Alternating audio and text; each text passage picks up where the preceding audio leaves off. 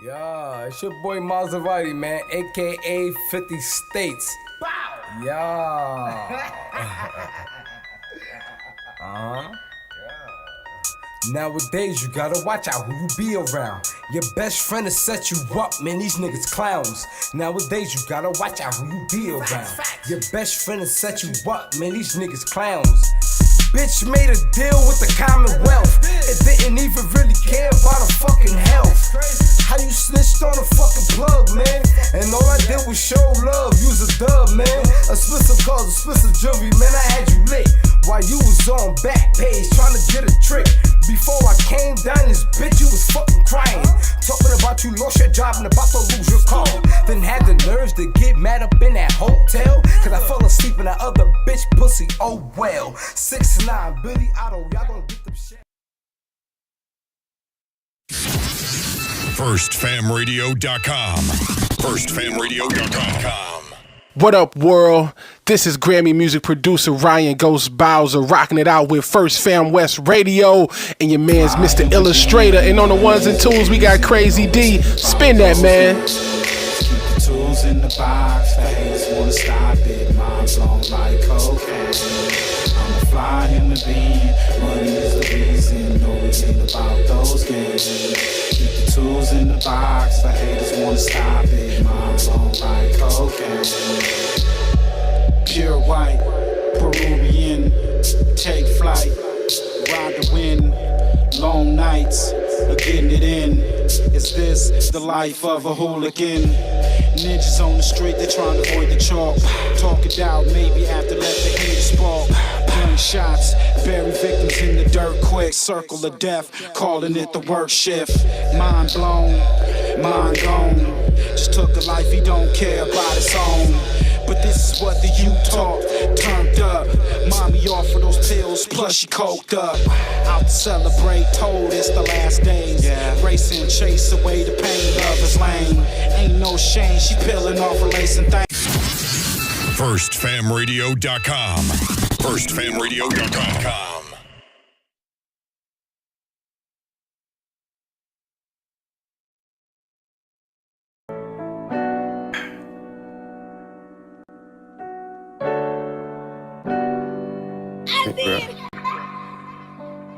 Living for memories. Yo, GG, turn it up. Hate real. Take pills. Hate there. Wonder why people showing fake love, but they hate real. Depression making me take pills. My aunt want me quiet about the shelter when we ate there. That's like telling the kid to stay still. I couldn't do it. Gotta let pain out. I put it in music. That's the only thing that help other than drugs I'm abusing. All I focus on myself, so my health I was about to lose it a few times, but niggas never aim when they shoot it. Could've died, but they blew it. If you gon' do it, nigga, do it. Now 2 more niggas got set, cause they held back when they threw it. Niggas gangsters from computers, I ain't none of that. Niggas tell on you to try to shoot you, I ain't digging that. No matter what you do after, nigga, you still a rat. If I see you in the hole like a mole, you gon' still get whacked. The police took my nigga back. My friend, my brother, my slime. Told him stick to the script, something different was on his mind. I know that sometimes loyalty can make you blind, but you had the hood, you had no good reason to rob. I ain't getting it. Got rid of him whenever them bricks was that stupidity and greed. Got you tied up in the shit you in. Typing in a pen again. Fighting in a pen again. Writing with a pen again. My man thought I killed his brother, he stopped fucking with me. And I can't keep moving around like it ain't nothing to me. We used to steal cars together, he used to hustle with me. Eat syrup sandwiches, he was struggling with me. But now ain't nothing to me. Fuck it, and I can live with that. I just gotta rap about it. Know he wanna get me back even though I ain't do shit. You know that, let that sink in. People showing fake love, but they hate real. Pressure making me take pills, my aunt want me quiet. About the shelter when we ate there. That's like telling the kid to stay still, I couldn't do it. I couldn't do it. Pull up all my gamers. I done really went through it. Yo, push, man. I couldn't do it. With server. I'd rather put it in music. Today, I wanted to just really hit on something. Successfully Music and crime. dealing with pain. think you hear many stories, and every story I just sat in the back. Turn me up, Lear.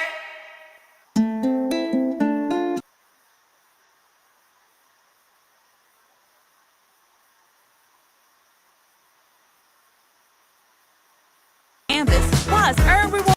Is that no?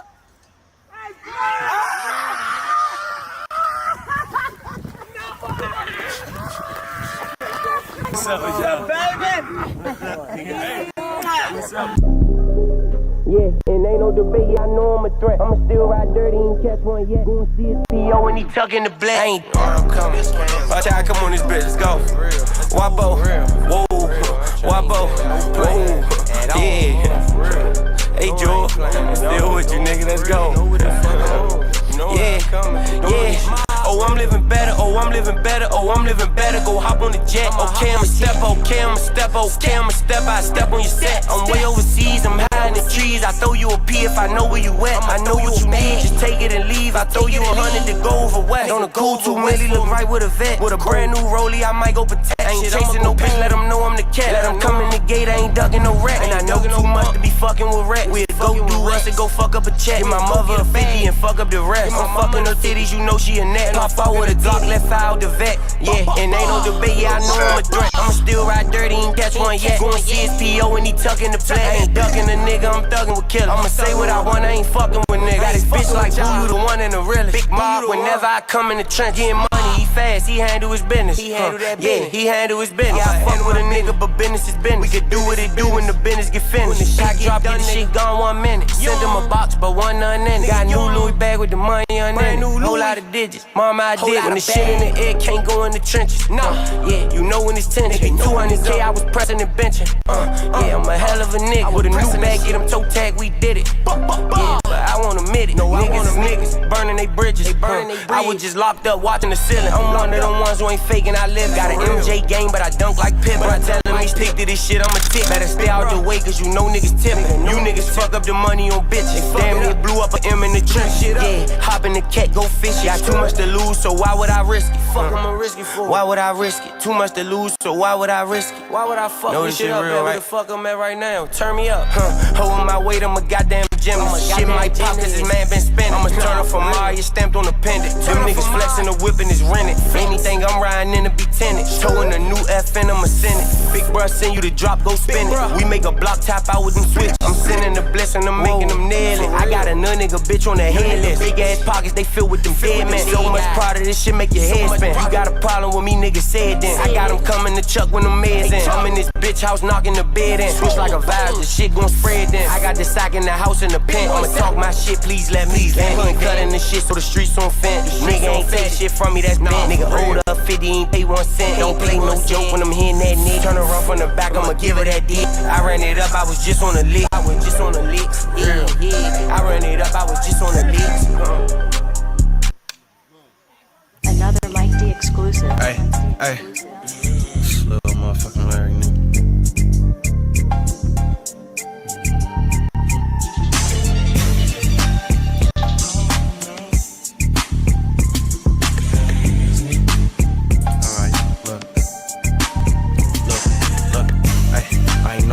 Don't push me. Shit, I ain't no killer, you just pussy. You ask for forgiveness, I put innocence in straight danger. Looked in the mirror, when I do, I see straight anger. Shit, I hate myself. Feel like a straight hater, hate these scores I was dealt. But I'm gon' be greater. Seems like I bounce back every time, but I keep falling, keep crawling. In the meantime, niggas keep talking, can't control it. Do I got it on me? You better know it. Epic moments, I'm finna make it, bro. I'm hella focused. Gotta stop playing with this gift that God's given me. I can change the world, God, thanks for these abilities. Look how I move, see God bless me with agility. It's about patience, then it's about consistency. Niggas hating, I bet you feel the hostility. I know somebody in this motherfucker feeling me. Keep it real. Hey. Hey, keep it real, I'm gon' keep it real with you. They can't see him, brothers do good, so keep it still with you.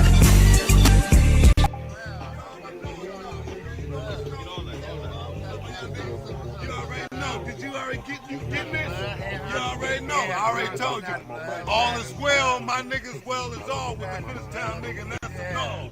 I love you, young niggas. Subu. But I am not breaking, stay dangerous. Wanna be loved, nigga, not famous. I hate it. Tryna stop smoking, but it's my favorite. Niggas unloyal when these women, they be money hungry. Stab you in your back over drugs, you a fucking junkie. It's funny, I wouldn't switch for no amount of money. They love me, cause I'm the realest from Monday to Sunday. Niggas think cause they smoke with you, man, you owe them. Nigga, this weed don't mean shit, and I'ma show them it's about intentions. See, I ain't never been big on forgiveness. I would speak on whoop-de-whoop, but I'm minding my business. I'm different, not even calling, don't fake for attention. Write music, get high, and talk to myself, and intervention. Keep real. Keep real. I keep it real, I'm gon' keep it real with you. They hate seeing brothers do good, so keep it still with you.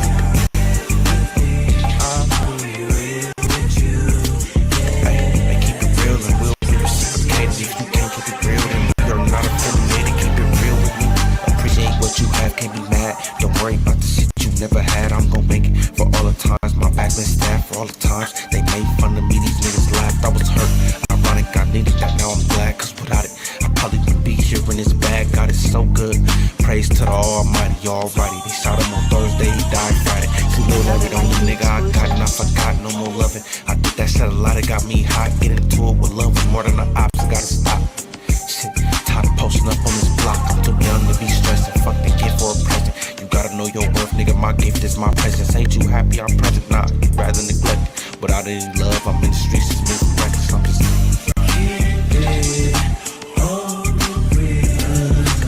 I keep it real, I'm gon' keep it real with you. They hate seeing brothers do good, so keep it still with you. Look, I keep it real, it will be reciprocated. If you can't keep it real, then we are not affiliated. Keep it real with me.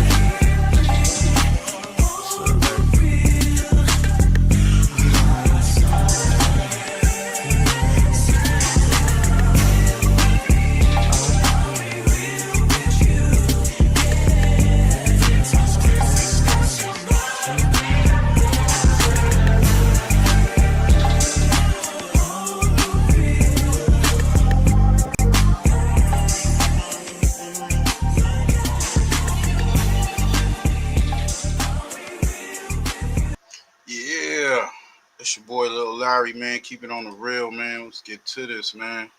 What up, Push? Oh, my boy Push. Let me bring him in, man. What's up, Push? You back in the mix. We got boy Push. What up? Thanks, bro. Ah, man. Just sit here tripping off this, what is it, No Kings Day shit going on? I don't know. What's going on with that, man? They protesting all over the United States. Hearing even in other countries and shit on this shit. So we gonna get into that. We got some shenanigans going on. Y'all know No Jumper up there. We got some weird shit going down. Tough Stino champion got a little skit on No Jumper. Looking like the new cast gets a little zesty. Got Young and Hefe, Humiliation Ritual. 607 Unk on his knees. That's crazy. He be doing too much, right? Then we got Seti Nash calls in. 607 Unk say he can't be a Crip no more. We're bringing Woody to the hood. I guess he took his Crip card. Got Loose Cannon's estranged wife, Gigi, speaking out about him getting stabbed by 5 Mexicans. He's dropping truth on that. And we got a few other things, man, clips to talk about, let's say with the protesting. And we got some Reggie White shit, some Whack 100 shit, a little bit here. Let's get to this fun shit. This I guess they call this MOOC activity. Unk on his knees in front of Aunt Hefe with his cheeks out. Your man Munchie B is in the corner, oblivious to anything that's going on. This nigga facing a whole other direction. Yeah, run around with an OG, you know me. Fat boy smoke a OG with the dope lean fofo to the police. Mr. Never give a hoe with a holdie. As I proceed, getting money with my whole team. Cold D's gon' ride slowly. Oh, me a bitch bad, but you chose me to move. Yo, what do you guys think of this? Why not do that? Yo, what the is this, bro? Why is 607 on his knees in front of Aunt Hefe with his cheeks out? Your man Munchie B is in the corner, oblivious to anything that's going on. Facing a whole other direction. Before they started taping, they had to turn Munchie B the right direction. They had to just turn the chair around. All right, let's turn this switch. What goes on at No Jumper sometimes doesn't stay at No Jumper, champ. I didn't do that. Tell me That's this not don't me. belong in an art That's a gallery. clone. That's not me. That's not me. Gang, that's not me. That's not me. Yeah, Hefe, that's funny, bro. I bet these is crisis actors too, champ. Gang, that's not me. You can't tell it's me. It's on the back, so you can't tell it's me. It's off the back. Gang, it's off the back. Brandon That's not looks me. down, honestly. Gang, that's not me. Brandon No, looks down, get that- if we're being hey, honest. Brandon, get that down. Take that shit down. Yo, Aunt, why you so happy is playing with you like this, bro? And why did you even allow this situation to even occur? Why is a grown man on his knees in front of you, gang? They just be waiting to expose y'all, bro. Even if it was just a misunderstanding, which is crazy. All it takes is 1 second. And you laughing. That's not me. Look at Brandon. Get that He's down. like, I'm next. That's not me.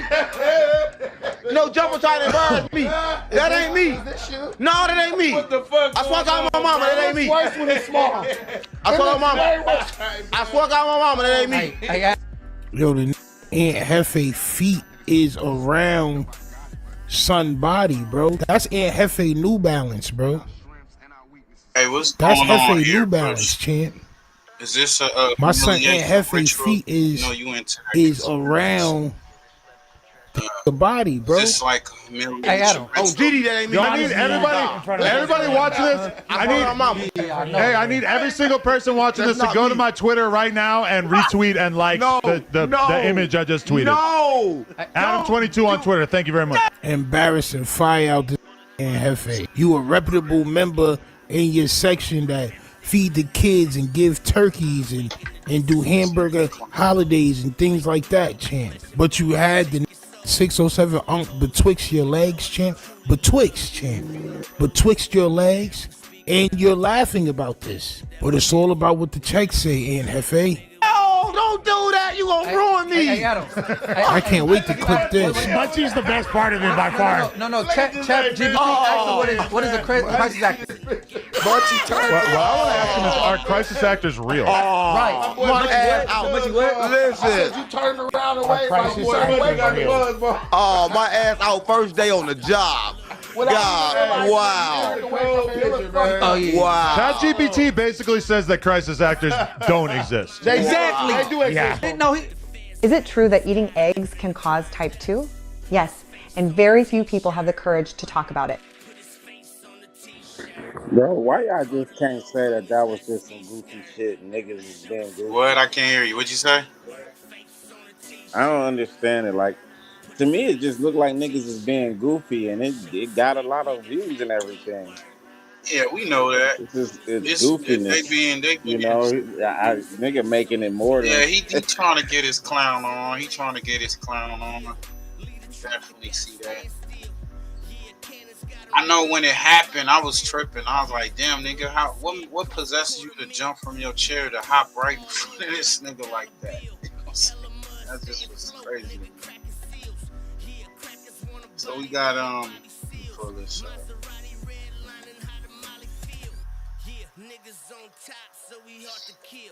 Seti Nash bring Little Woody, aka Lil Woody, aka YSL Woody, to the Rolling 60s, and you saw a video of some members being very, very excited for Lil Woody to be there. And then I think there was a reaction because they started to read comments that basically said, "Hey, yo, why are you bringing somebody who snitched to the hood?" Today, we actually saw Seti Nash release an apology video for bringing Woody to the hood, which a lot of people think is kind of wild because that's his boy, that's his friend. But apparently there was a lot of pressure put on Seti Nash to apologize for this. I guess I'll go straight to Aunt Hefe and ask him, what was your first thought when you saw that Little Woody was being welcomed in the trenches? Yeah, when I seen that, I was kind of confused, right? But I kind of understand things on a different level. Like,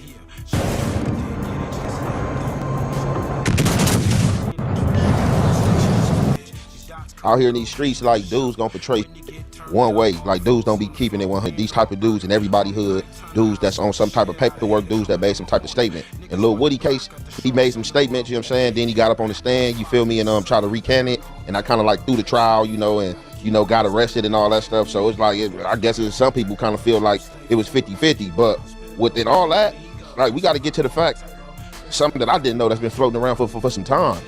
Sadie Nash got a video with him talking on the news, talking about a crime. So it's like, why was he? So it's like, so I'm not trying to point that out, but it's just like, you can't even like coincide one with the other. So it's just like, I don't know if breaking news on No Jumper News. We got Hefe. No, for real, no. Sadie Nash and got a nose and committed and reported a crime. We ain't gonna do that because I don't play like that because I don't want niggas to try to get the A-Train 60 thing on some real street shit. Like that was crazy. First Amendment. What'd you say? I said they do not got the First Amendment. You gotta watch what you say in they arena. Nigga be like, you was on a commercial, you said something. The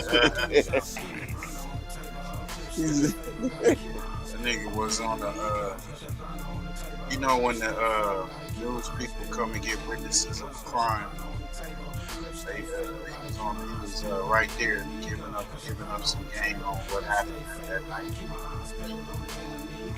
Crazy. So like, it was just like, I don't know if people ain't seen that because it was like, he should even been welcome. My thing is, they didn't do that while he was there. They wait till you leave it, then they do it. When they was there, everybody was happy because Woody is famous. Listen, he not really even a snitch. He's like a half snitch. He finessed the police, gang. He finessed everybody. He just finessed the situation. He ain't go all the way in. Did he always snitch? No. Yeah, he was in a... No, he didn't always snitch. He kind of like that. That's like if you like... In the streets, you gotta be disloyal. If you do with some weird shit with the kid, you're that forever. Yeah, but you're supposed to be disloyal though. Like, yeah, ain't no such thing as a loyal person in the street. Listen, man, you a grown ass man. That was a real news chat. There ain't no loyal people in the streets, right? No, what is that? No, honesty amongst thieves. One mic. Let's bring it all together. Donnie is talking off camera without mic, and you have a mic. Like we could get Donnie in here if you want to say something, but we got to do one mic here. Yeah. That's all good. I mean, he's saying off mic that Sadie Nash explained that situation here at No Jumper. I do remember that, but I don't remember. Saying exactly that was like a homie. Like that looked like that was the news. Oh no. Yeah, he talked about it on the news after the fact. I think. Should I call up Sadie Nash and get in the? I mean, yeah. It's been years since we analyzed this. I'm just saying I don't want to be putting no jackets on nobody that don't belong. Like that shit looked like he was on like Channel 7 News, like getting like the news reporter asking him about a crime, and he like, yeah, this happened. Like he told names and stuff like that. There's supposed to be no media. He tell names and stuff like that. One thing about street, it's against the street code. Even be on a podcast talking. No, it ain't. Can you pull it up? In reality, they go to the snitch. It's on a podcast. You a snitch in the streets. That's what they say. I just want to show people what I'm talking about. The streets say anybody on the podcast is a snitch because we talking about street. Everybody, them rules they making up. That what the streets say about that shit. I did jail half of my life and they never told no shit. Had a code to fit it in every time, so I don't give a what the streets talking about. If you get on a podcast and say this, suck my dick. Like I ain't never told. But hold on. If you get on a podcast and you say incriminating information, that is snitching. Yeah, you feel me? But about line, he said being on a podcast. Period. No. That's not. But I'm saying you can be on a podcast. Hold on. Not to derail. I think Brandon got me in trouble because I just got an alert that Hater Row just tagged me in something, so I said about you and the devil nigga, so he might be tripping on it. But keep going. Hey, but honestly, another Mexican for you. If you got him on me, he's really got another essay for you. The Mexican people who are smart, they understand where I'm coming from. So I ain't tripping. You knew who it was. Hey. Look, Hater World made a post. Is Adam 22 trying to start a gang war? A gang war? So that's what I got tagged in? I'm just probably, yeah. Oh, we got Sadie Nash. No, listen, nobody trying to start a gang war. The streets are starting a gang war on their own. Hey, this is the prelim to the DP. We talking about you and okay, so basically the topic was raised of you previously talking on the news about some kind of criminal thing. It's been years. I don't remember what the story was, and I wanted to give you a chance to respond or state what happened and why that's not snitching. Was that a news? Adam messy. Was that the news or was it no? He messy as fuck. That was what? He said, "What's thugging?" What's thugging? That's my slang. Let's do it this way real quick. We go. Hey. Wait, what'd you say? Everything got paperwork, right? Yeah or nay? Yeah. Everything what? You can Google that paperwork. Nobody was even there. This was a disagreement between two people. I got paid to say that. That's what crisis action looks like. You get paid to snitch? and look at where everything else is at. I'm way down the street. I don't know what the hell happened. Oh my God. He said he was a crisis actor and he was paid to make a snitch. statement. No, he's paid to snitch. On the news, basically. He was paid to snitch. Well, if you listen to the conversation, I'm being led in that conversation. He was paid to snitch. That's a controversial topic right here. Are gangsters, are gangbangers, people in the streets, are they allowed to get on the news and speak on crimes that just happened? Are they allowed to give statements on the news? And is that considered snitching? Telling.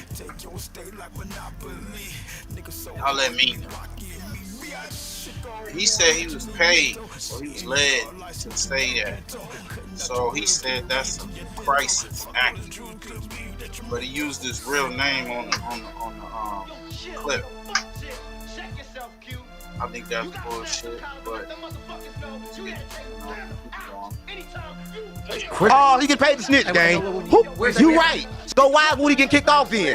If he agreed, he get paid. He getting paid to snitch. Well, you know, he just said crisis acting was a real That's thing. what I was about to say. This is Pod 5, the they first do got fully people that they immersive place, sleep just like in intelligence. riots. They Alex learned that they got people that are placed in these riots to in these protests to start, you know, commotion, chaos, and shit like that. Other live, we showed a couple people that really seemed like they were just acting, and nothing. You know, the guards, you know, the police or whatnot, the ICE members, they didn't really get real aggressive with them. So I don't know, man. So we have verification of crisis actors being just said he got paid to snitch. I mean, shit, if he an actor, I guess it's okay. Like, It's not okay if he got paid to snitch. That was a skit. Was that real criminal information? I don't know. Was that real criminal information he was talking about? Let's let him speak again. Yeah, that was real. It's online. It was a real story of some my arguing and shots going off. Somebody got killed. Kind of like right by a club or some shit, or a bar. I didn't give him. What are you talking about? Well, I don't know. We haven't watched the clip yet, so I don't even know what the he said. I don't remember. But I didn't give any information. The paperwork is out there. Nobody gave nothing. Now play that, bro. Now play that. Yeah, I need to hear it. I need to hear that. they're trying to find it right now. crisis actors are real. We here on No Jump. We about to play Brandon's something. not racist. Give us What 1 else minute. We about gonna today? find it, right? They said they can't hear it. Okay, but here's my question: is what was the reaction to you bringing Woody to the hood, though? How did this go down that you ended up posting this apology? You got to give the OGs and everything. That's how that go. I'm not going to get into too much details. Who know? You know what I'm saying? Okay. And, you know, I take full responsibility for that. Nobody else in that video but me. That's on me. But Woody's still your boy, though. Woody's still your boy. You're not like disowning him, right?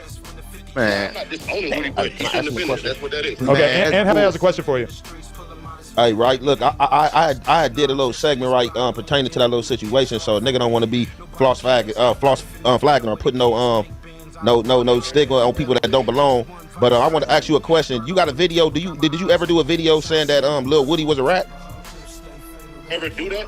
Did you ever do a video like, you know, when he was down, getting understanding that Young Thug stuff was going on? Did you ever have a video saying that he was a rat or a snitch or anything? I put the interrogation video out. I'm not that interrogation video. So you agree? Oh, you clout chasing. So you agree he was a rat, right? I didn't hear what you said to find out. I said you agree he was a rat? Found out the real? Because y'all don't know. I'm saying, if I found out it did look bad and that was what I was initially saying. True indeed. But when I found out the real, that's not what it is. You got to go back and find out Thug Podcast and do all the game. So when everything get his hair and everything like that, go back and literally listen to on the stand the nigga Thug to go up there and do that. You got to remember, That's we started with the murder down at the top. But no, who told him to go to the interrogation room and say everything he said? Yeah, originally. Thug told him to do that? If you say, the nigga said Tessie and Claire's did this and did that. On the stand, Tessie and Claire's literally in real life don't exist. So if you go in the interrogation room, you make up names that, then hey, shit, what you say? We don't know if the names is Bad. My thing is this: if you can kick Woody out the hood, you got to kick half the hood out. Everybody in the hood, they snitching. A lot of people snitching in the hood. That don't make sense. You got to take the whole hood out. Hold on, Can't nobody go. No, Woody, whatever is the second most famous snitch in America behind Charlie White. So Woody not even a completely snitch. No, but hold on, how you have Operation Draws Down and then bring a snitch to the 60s? But snitches already nah, man. Nah. Snitches It anyway, sounds what I'm like saying. He's saying that he's not Can I really give a my snitch. unprofessional opinion on this? It sounds like he's. How you ain't calling him a snitch? Listen. So what it sounds like he's saying is that Young Thug told Woody to say that, like it was like basically pre-rehearsed, like he basically authorized him to say what he said. Well, but here's the thing. Look. He's essentially saying. I'm telling you what he's saying. I don't know what. Check it out. But what you gotta understand, I'm a nigga that's not about to. This is content, bro. Like I'm a real street nigga. This is content. I'm not about to give it enough energy to where I'm about to go dig and be like, oh, is this the truth? Is this that? I know what's out there. No. But since we got him on the line, there's suspension of disbelief when you use twice now. The only issue I have with what this dude is saying, don't know him from Adam. All right. Yeah. What's the question? Why ain't Thug his Woody at all? Well, because if he do anything street related, he go back to jail. I mean, question answered right there. Why Young Thug did not diss Lil Woody? What's up, Big Nutter? Why you was on it together, bro? Yeah. What's up, bro? Yo, man, how you been, man? How things is? Man, happy Father's Day, bro. Same to you, bro. Same to you. Everything alright? Yeah, man, we get it. Yeah, nutter. Got pushed in the building. What y'all boys on? Oh man, we just doing some reactions and shit, man.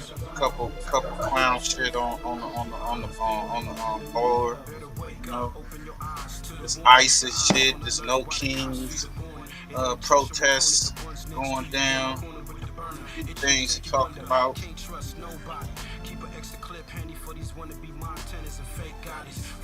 Where we at right here?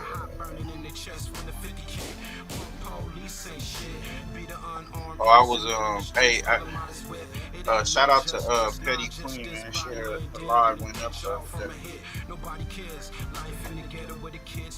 I'll make sure y'all go over there and subscribe to our channel. So Seti Nash calling in 607. Unc says he can't be a Crip after bringing Little Woody to the hood. Took his Crip card. Stipulation. It has probation stipulation. You would have somebody this. I have a question. The same reason why he called Kid Cudi a snitch and then deleted it. He trying to fly up under the radar. He not trying to be on. You know what I'm saying? But I'm saying. But the thing was, you knew Woody was a snitch when you took him to the hood. Hold on. The same reason why he actually judged, could he still be in contact with Gunner and work with Gunner and haven't did it.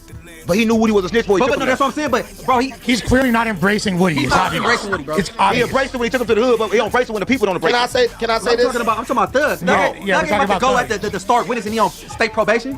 Can I ask a question? He can't. Yes. So everyone knows you need a lawyer. What's your thoughts on that, Nutter? Do you feel that's the reason why Young Thug is kind of being abrasive, getting that Little Woody? I think Thug kind of know not to play with Woody on some real shit.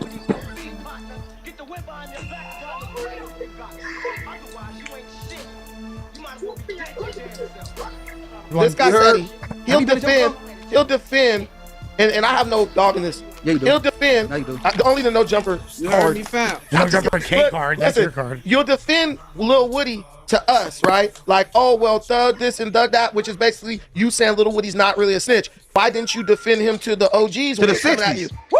Yeah, that's what we're saying. Why you defend him to the 60s? Why you ain't take up for him? Great question, Brandon. That don't make sense. It's like you left out like you brought him out the Cali and left him out the drop. Because he would never have to issue no public apology if that wasn't wrong with Woody. Y'all assaulting his character. Hey, hold on. Hold on. You say you mess with him, but you let the whole California assault his character. You're not even standing up for him. Before you liked him, but now everybody assaults his character, but you ain't taking up for him. Hey, look, check this out, huh? Today is 610 day. It's bad for him to say the wrong thing right now. Yes. But he did it then. If he don't do it, then stand for it. Don't do nothing, then go back and retract it. Let him respond, because that is a pretty good point. That's a really good question. Everybody else. But you apologizing. Hold on, let him talk. Why would you do it and apologize? Why didn't you defend him? Then say it anyway. Big dude, bro. They ain't gonna beat you up, bro. You a big ass nigga. What you think? What's up, fam?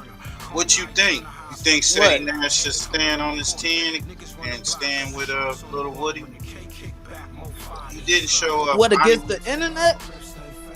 Or just period? His stance with Little Woody him bringing Lil Woody to the hood, knowing that he put out some work, I guess, for him being a rat, but being retracted, and he's saying that he's not a rat.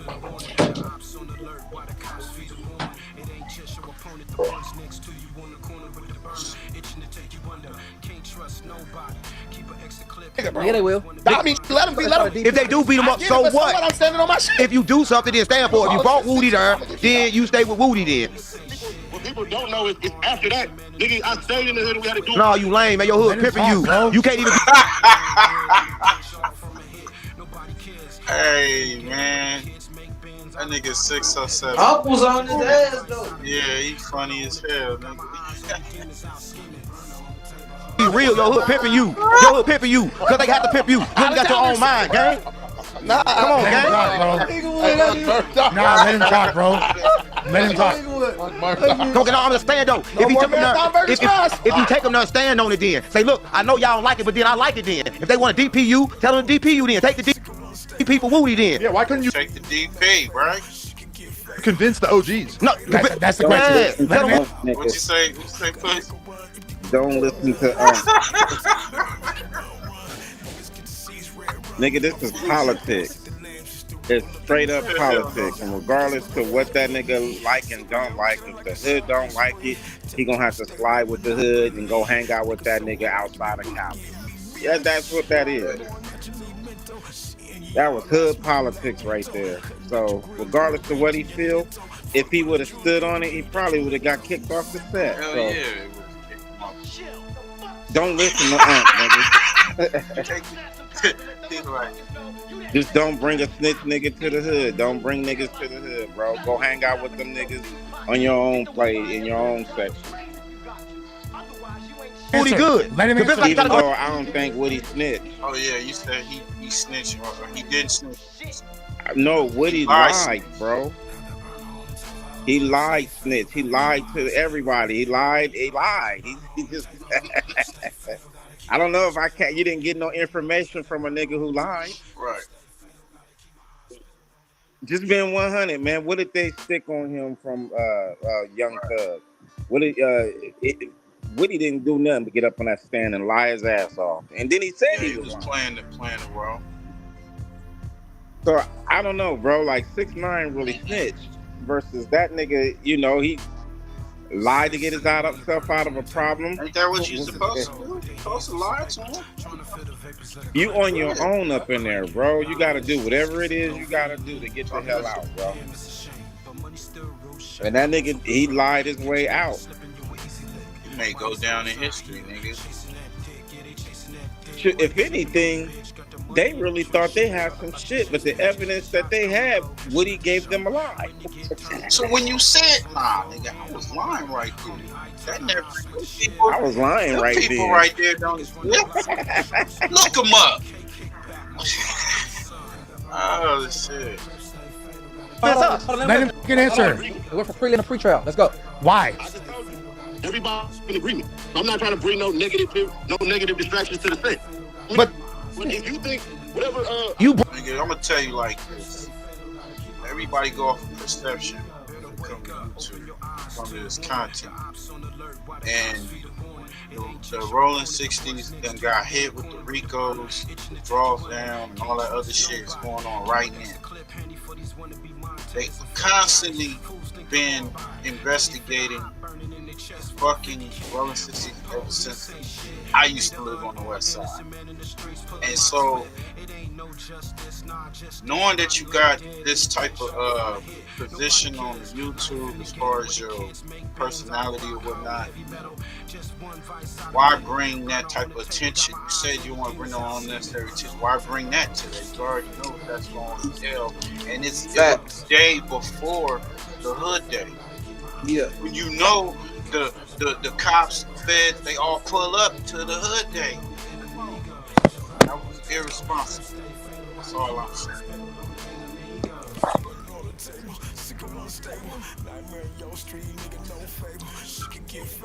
Names of the individuals involved, but they don't give too many specifics of the case. Like, they won't give you the statements And you know, California has a gang problem. We got to be honest about that. So they have written their laws to prevent certain documents from being released. With that being said he knows this. So he's playing on the fact that nobody can get those documents except for him, and trying to use the fact that nobody has those documents to, I guess, as proof that the documents don't exist, but that's not how it works. In reality, we have this incident report that shows that a call was made, arrests were made, you're listed as the victim.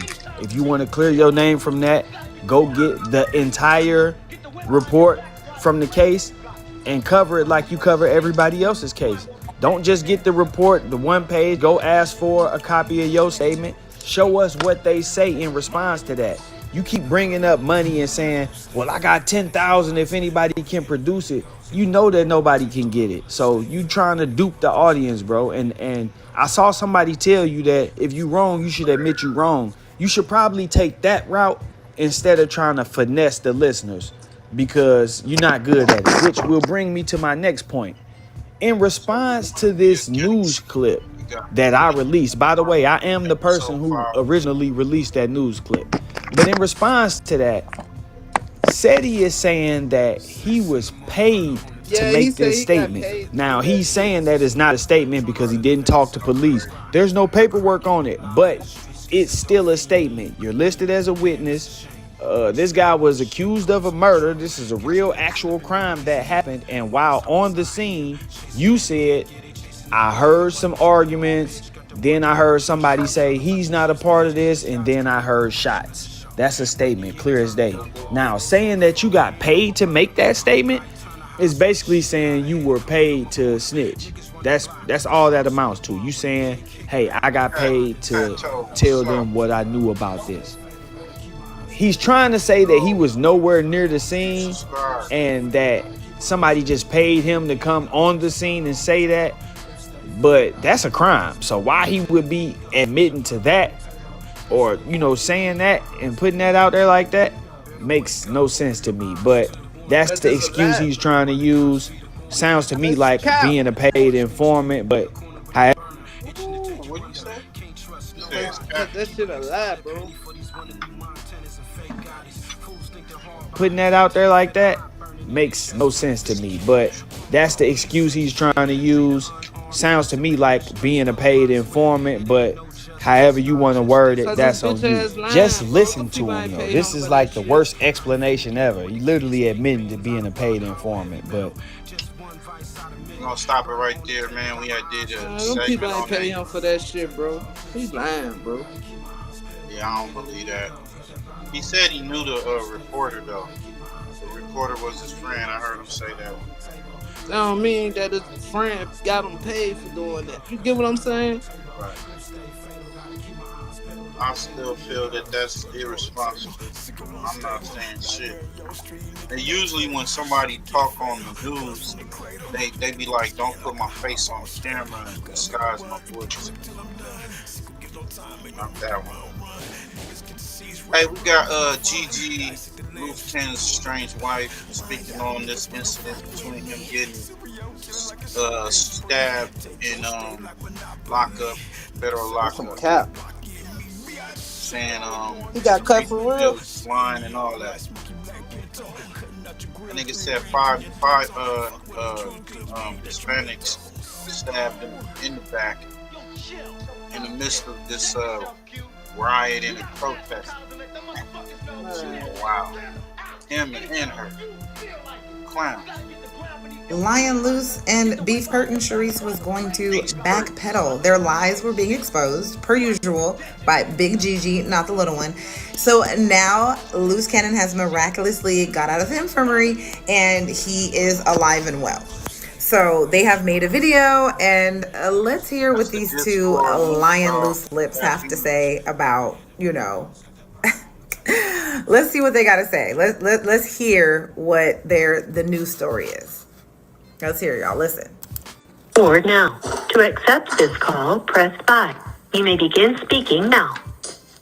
So I'm recording the call so that we can do the content to let people know what's going on, what happened. There's a lot of chatter on the internet with, you know, obviously the first gentleman talking about you getting stabbed by the, you know, Hispanics, and the second person, you know, saying that you got sliced and it wasn't as bad, but you were medically seen and then put in a hole. So can you please just let people know what's going on so that we can clear the air?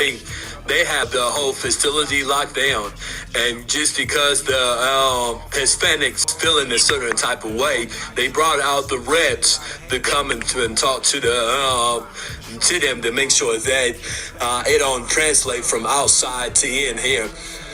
Things got heated, and then when things got heated or whatever, it was an altercation. Though what they did was call it a cooling off period. It wasn't.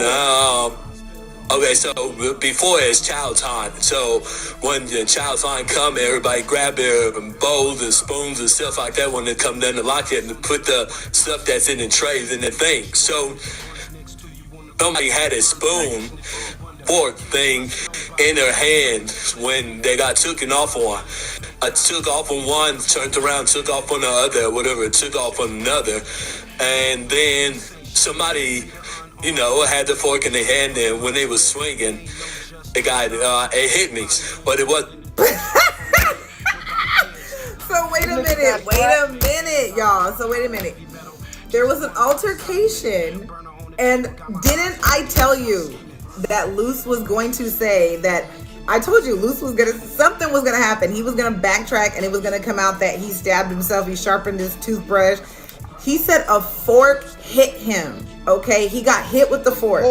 So he was in infirmary and couldn't contact anybody for 40 days and 40 nights because a fork hit him. Are you guys listening to this? I cannot. Let's continue. Like no life or death thing or anything like that. Everybody else is locked up. But when everybody else is locked up, things basically just everybody assume what happened because everybody locked down. So you know it's chatter. Everybody talking, everybody gossip like hoes. So by the time it got to you, somebody had a whole different story. And then Marcelli cleared it up, I guess, with you, right? He saw that he said you got slashed with the you didn't get stabbed, but you know, obviously the first call I got was that you got stabbed and you were taken to get seen by medical. So you know, obviously that, you know, that got me a little worried, and not little, a whole lot worried, absolutely. But you know, it spreaded the wrong. Wait a minute, Miss Beef Curtains. Didn't you say that the jail is gonna notify you because you're on the emergency contact? Do you guys see how she just lies? She is a habitual liar.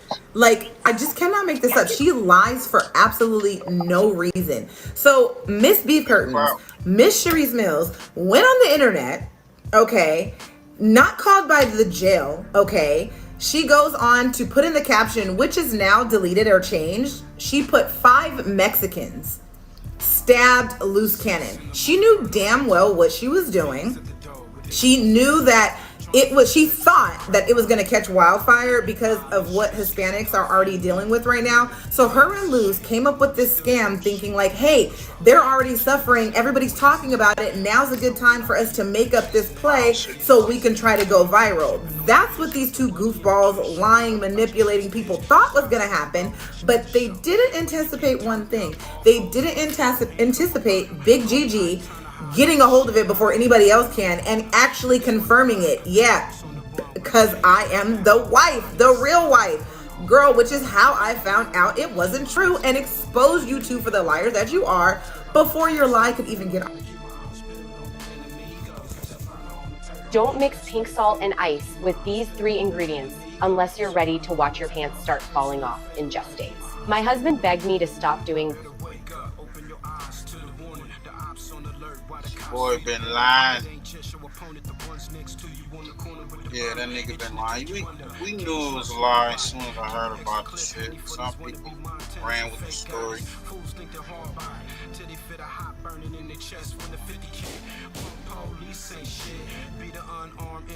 That's bullshit. His handler. Not only did he hear Porky make that statement, but he also heard Lucy make that statement. This is Porky's pattern. Caught in a lie, deny the lie, rewrite the lie, play the victim. And now he's taking it even further, saying Lucy infiltrated him to drag him into crimes that Lucy was committing. He went from I'm his handler to he tricked me. It's ridiculous. But we have to be repetitive, because if we don't keep pressing play on the truth, the lie becomes the new reality. He started to come with the fuck the whack campaign. He ran content. He don't know who he think is his people ain't his people. Whack, do you think he's working with the FBI, the ATF, or the DEA? I'm telling you this straight up. Which one? FBI, ATF, DEA, or maybe it's Homeland Security? He's working with the police. Tell that nigga this.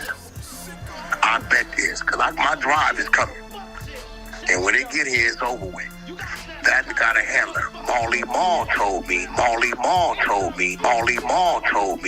Whack, when it was around me and I was fighting my Fed case, he FaceTime a Fed and said, Molly, this is a dude I fuck with the Feds. Give him something. Wait, who do you think is his handler? Who's his handler? Well, I mean, I can't tell you who the fuck his handler is. I just know he got a federal handler. Well, I mean, I can't tell you who the fuck his handler is. I just know he got a federal handler. I was watching some. I don't even know. You ever hear this page, Scandalous, but whatever. They were trying to say you his handler. Yes, I said Porky was his handler. And I said it because Porky himself said it. Luce said it too. This isn't speculation. This isn't gossip. They both confirmed it, with their own words. And I know many of you have already seen the clips, but we're going to play them again, because we've got new subscribers tuning in every day who might not know the full story. Academics, you've got to start holding CS2 back accountable. Stop giving him a pass. Tell him to own what he said, because he did say it. But I already know what the response will be. Oh, we're just playing around online. It's just entertainment. They were trying to say you his handler. Come on, that don't even make sense. Fuck we talking. Come on, man. Talk to me right, bro. I'm his handler. Fuck out of here. Chuck, we all have a handler. Stop it, Whack. You do? I got a handler. I'm Luce's handler. Hey, my handler tried to throw. I got a handler. My handler, yo, Chuck. We all got handlers, Chuck. Chuck, we all have a handler. Stop it, Whack. You do? I got a handler. I'm Luce's handler. Hey, my handler tried to throw. I got a handler. My handler, yo, Chuck. I didn't know that was a handler. 6 months ago, my handler, you ain't noticed, I done bagged up off the app about 50%. Yeah. Cause my handler said, Whack, contract about to close, time to start shutting that down. My handler told me that. Who your handler, Orange? See, a handler ain't gotta be. Hey, that's the real Bimmy or that's somebody trolling? What? That's Bimmy. I already said him my invite. Oh, Bimmy, yeah, Bimmy. I told Bimmy to pull up. Listen, a handler don't gotta be like, you know. Yo, Bimmy, you gotta accept the invite. You know, like Lou, man, if I wasn't in this crazy year, this would have been on some other. Man, I do be on the other. You just be stopping me. Man, I do be on the other. You just be stopping me. Man, I do be on the other. You just be stopping me. Yeah, the handlers are motherfucker that you are listening to because you respect them and you know they got your best interest at heart. Dior has Kevin's best interest at heart, right? I got Lou's best interest at heart. I'm his handler. Fuck out of here. Yo, there is some conspiracy page, like they talk with a fake voice, and I was listening to them like, I don't do conspiracies, bro. I don't do the aliens. So you just heard it for yourself. Wack trying to rewrite history once again. Now he's claiming he wasn't Lucy's handler. And according to him, DJ Academics is crazy for even asking that question. Porky is Lucy's handler, and everybody knows that. It's not a theory. Both of them admitted it. They've said it on record multiple times. And if you still had doubts, just look at what happened last year. Lucy didn't even show up to his own hood day because his handler, CS2 BACC, told him not to go.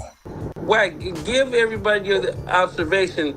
Dude, because Wack called it earlier, hours before that. Wack, tell everybody what you told me.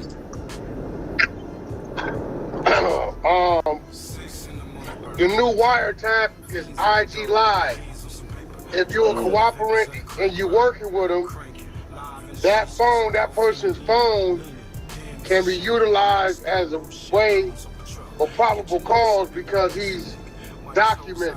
No different than a nigga on the wiretap and they listening outside, they listening, they come in, right? So I told Luce, I say, Luce, you know some of that dude shit, gonna right? fuck around and be somewhere. Y'all know the rules. Nigga ain't supposed to go live in these situations because your enemy's trying to find where y'all at because it's easy. It's a crowd of niggas. All you gotta do is get out. You're gonna hit some police trying to find out all that. If the nigga get over there, he gonna fake like he don't know no better. And he gonna turn that phone on and the spot gonna get hot. Stay your ass in the house. Stay your ass in the house. Stay your ass in the house. This right here proves Porky knew Lucy wasn't really from 60s. I mean, think about it. Imagine telling a real Rollins 60s member he can't go to his own hood day. That alone tells you everything you need to know, but that's not even the craziest part.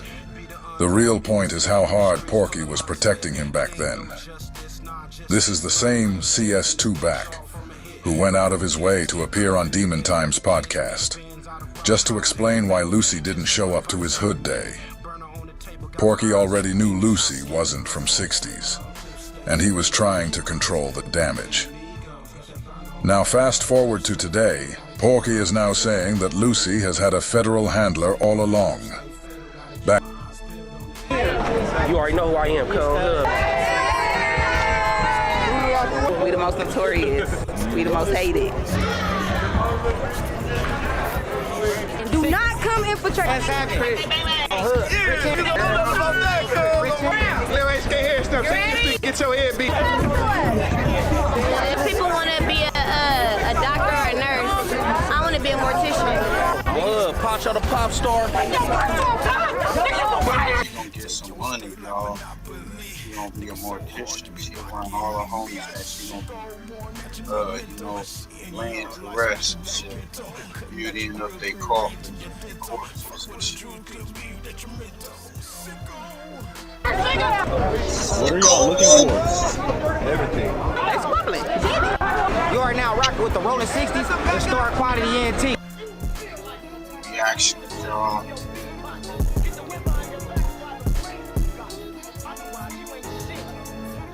Make sure y'all go to Star Quality.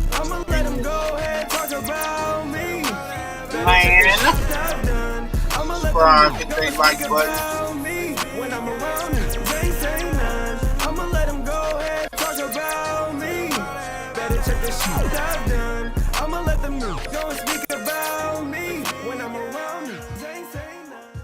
On the streets, where history runs deep and loyalty runs deeper, there's a story that's rarely told from the inside out.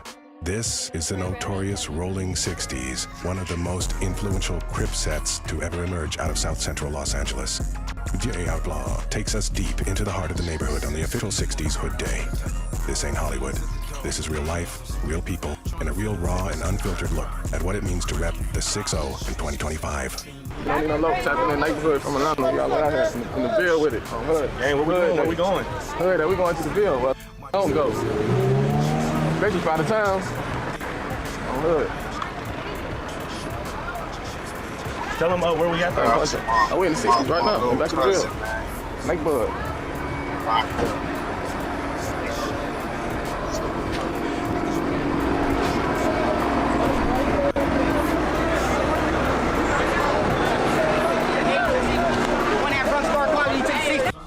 I am the Brahma Bullet of the West because I do it the best. You are now rocking with the Rolling 60s, the Star Quality ENT.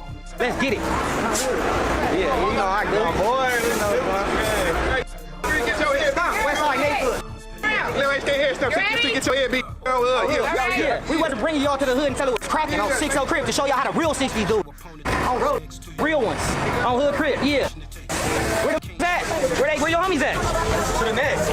Where the Vegas? I thought they was coming. On 60, that's what I'm talking about, cuz. But they still turned up though. They still turned up. Come to the hood. On 60, what? Ladybug, Tramp Snoopers, and all that. Ladybug, baby, serve back there.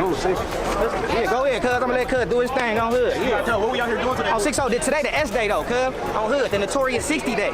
What y'all call hood days, I say S day. We got our own day, cuz S day on 60 Crib. And it's on a Tuesday. On hood, you feel me? Cuz Nino Blue on hood, my little out here from Atlanta, my little cousin on hood.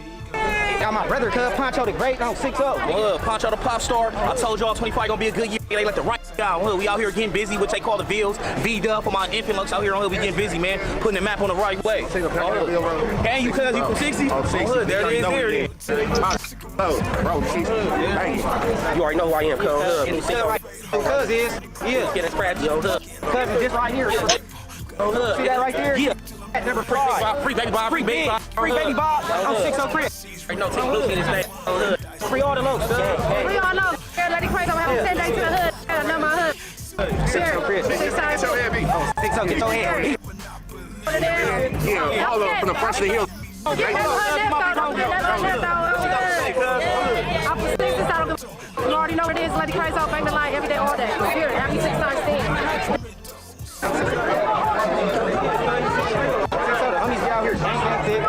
You don't do music to them. It's so crazy. You all go crazy because this shit does like hanging music out.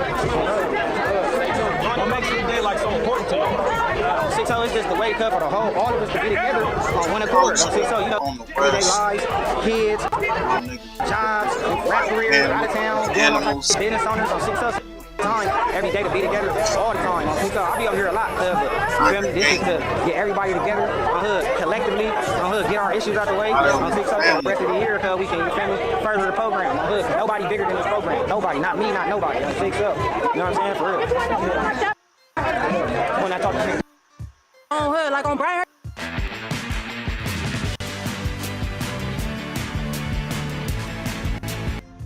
You couldn't walk down Brian like I've been doing that. Oh, nobody care about how you been doing it. Doing niggas over 20 years. So That damn. Oh, I got to knock that down the right way. Oh my God. Yeah, you ain't gonna see it. I got that exclusive. Hey, I don't think they know about these though. I don't think they know about these. Yeah, what they stand for though. What the PF stand for though. What the PF stand for though. Oh no. Oh yeah, all right. What is that for? We got Lady Crazy. Lady Crazy. We got Poodle. I'm pretty sure you got him. If you come on downtown, we got a whole lot of other more critics, you feel me? We gotta get to know all the We gotta get to know all the members. We got Spank, that's an OG, a young OG. Dog, Raps, and all that. We got Lady S-Born right here. She just got off a level 4. I didn't want my time to be with her. That's her. Yeah. Free now, rolling free now. We was screaming free her, but she's free now. Just gone. You feel me? Y'all get the rag, get that. Real generals out here, baby. How was your experience while you was down? It was cool. I don't regret it. That's why I learned everything that I know for prison, baby. Walking around in a circle, she know. She made me a noodle or two, a burrito and all that. She was cooking for me, doing my hair. You know, we was in that thing, doing it up, like, you feel me? How was it for you as a female growing up in the hood? I'm a thug. From this about 11, gang banging, sliding. It is what it is. The trenches. I'm telling you. Brian Hurst painting it out here. We got our best friend right there, Lady AD. Yes, sir. Hey, get my lighter. Oh yeah, that's the general of the hood. You want to get her. What's going on? What's your name? Introduce yourself to the people. I'm Boobop the General, 80 the low, and gas up, all gas, no brakes. How was it for you growing up out here as a kid? As a kid, it was normal. We I grew up playing basketball, volleyball, baseball. I was a sports fanatic, so I just blended in real good. What makes today such an important day for y'all? Thinking about the people that's not here. You know, I got a lot of loved ones, a lot of friends and family that's not here, and what keeps me motivated to continue to go on is because I know my people that used to be here want a better, circumstance for me. So I keep it rolling, and I get up every day, and I make it happen. No matter what the situation is, I'm gonna get up and keep it rolling. You know what I'm saying? That's it. I appreciate it. All right. Right here we got all our little YNs. We got a whole lot of YNs right there. These the YNs? What's good with gang?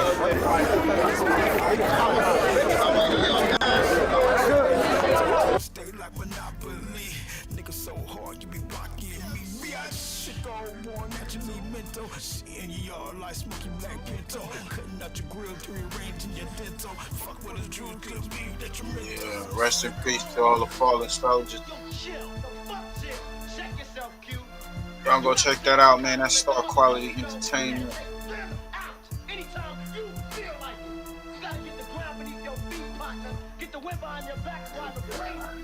Oh, yeah.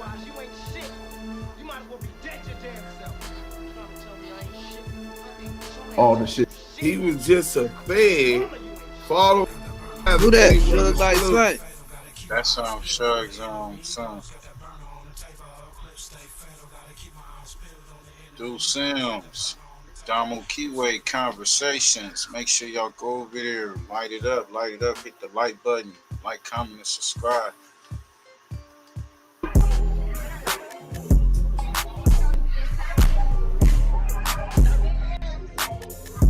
It's off with discretion, TV. So yeah, we got the music, we got the beats up there, all at the poll, 100%. West Big T, what up? So on the poll, the question was, did Suge bang pork bust wife? 96%. 96% of y'all believe he ain't cat. He done knocked down the man's wife. He said he done had them all before he had them. Reggie White's. So we been getting Suge's son, man.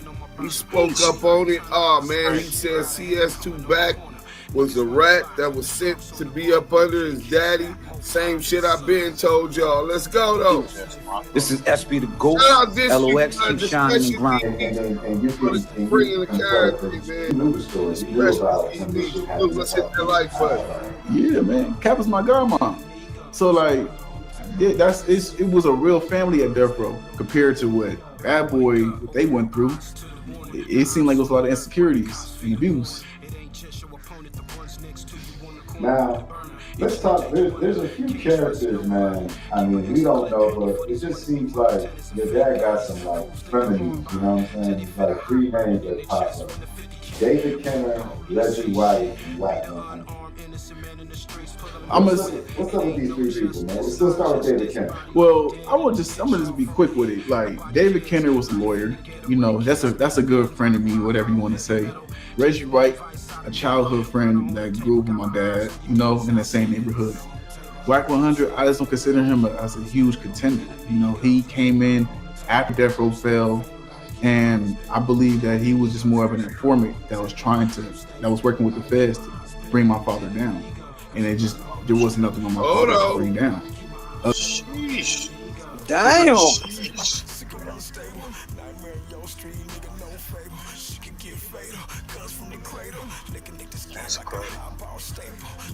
That's crazy. Play that back, y'all. Say, Reggie White, a childhood friend that grew up with my dad, you know, in the same neighborhood. Wack 100, I just don't consider him as a huge contender. You know, he came in after Death Row fell, and I believe that he was just more of an informant that was working with the feds to bring my father down.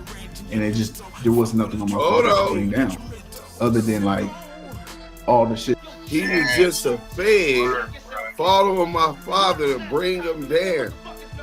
Ooh, shit. Death Row fell, and I believe that he was just more of an informant that was working with the feds to bring my father down. And there was nothing on my father to bring down, other than. Damn.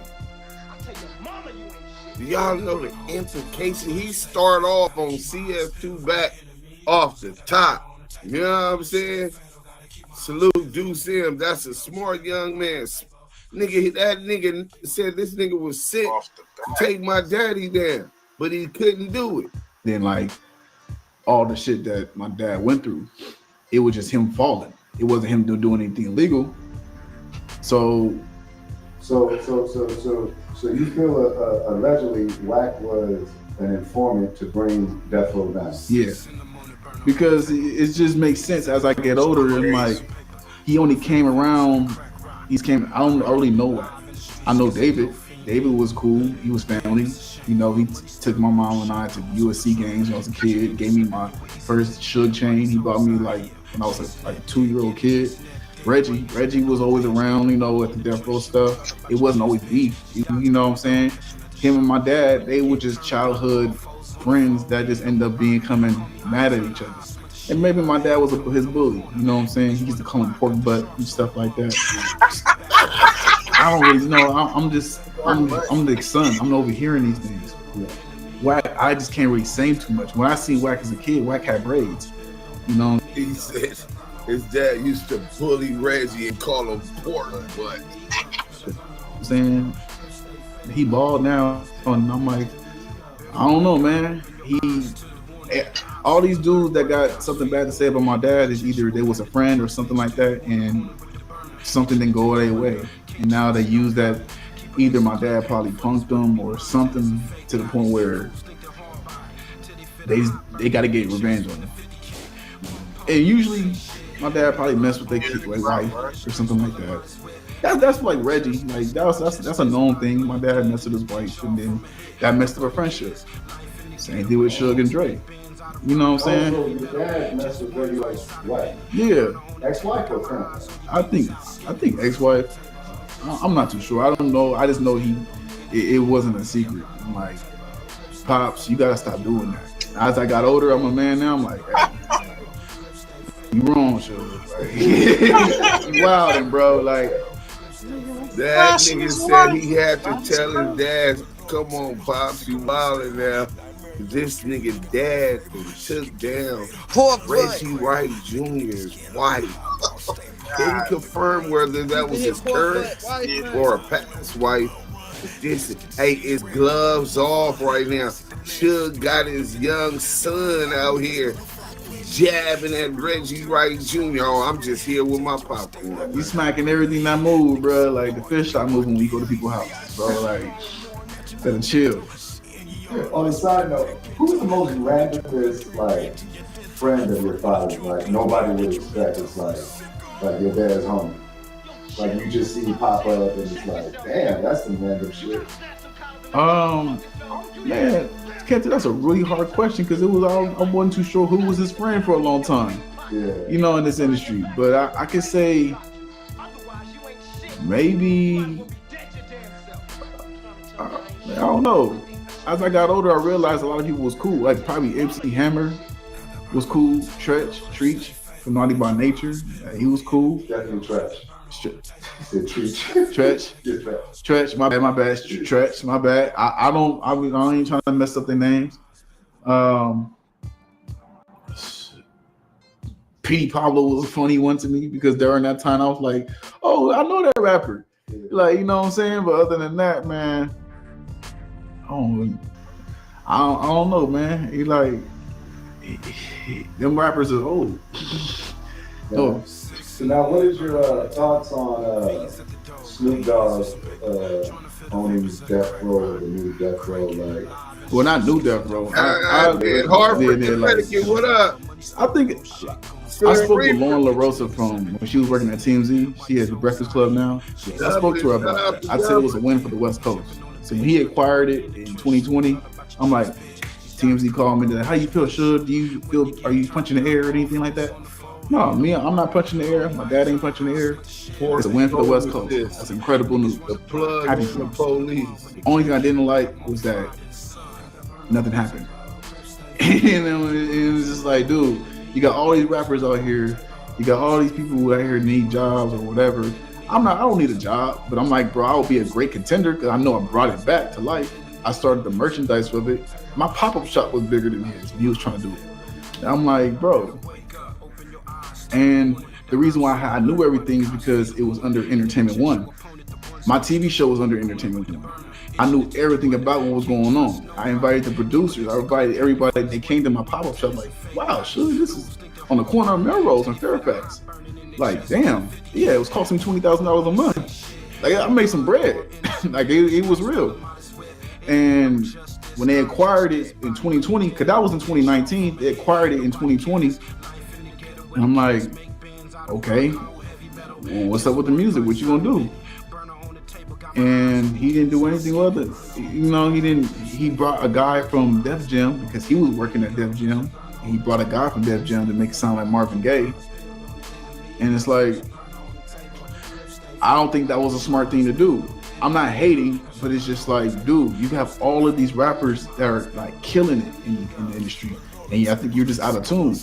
So he kept wanting to stay safe with R&B when Death Row was like rap, boogie music. And then like you had heavy hitters. You had like rappers like Draco the Ruler coming out, killing it, like out here big, doing it big.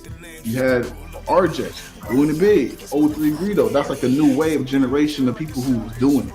And then next thing you know, Suge's not interacting with the music. It's the politics of it. And it's like, you got a point. You got a point. He did nothing with Death Row. Since he brought that bitch, he ain't doing shit with that motherfucker.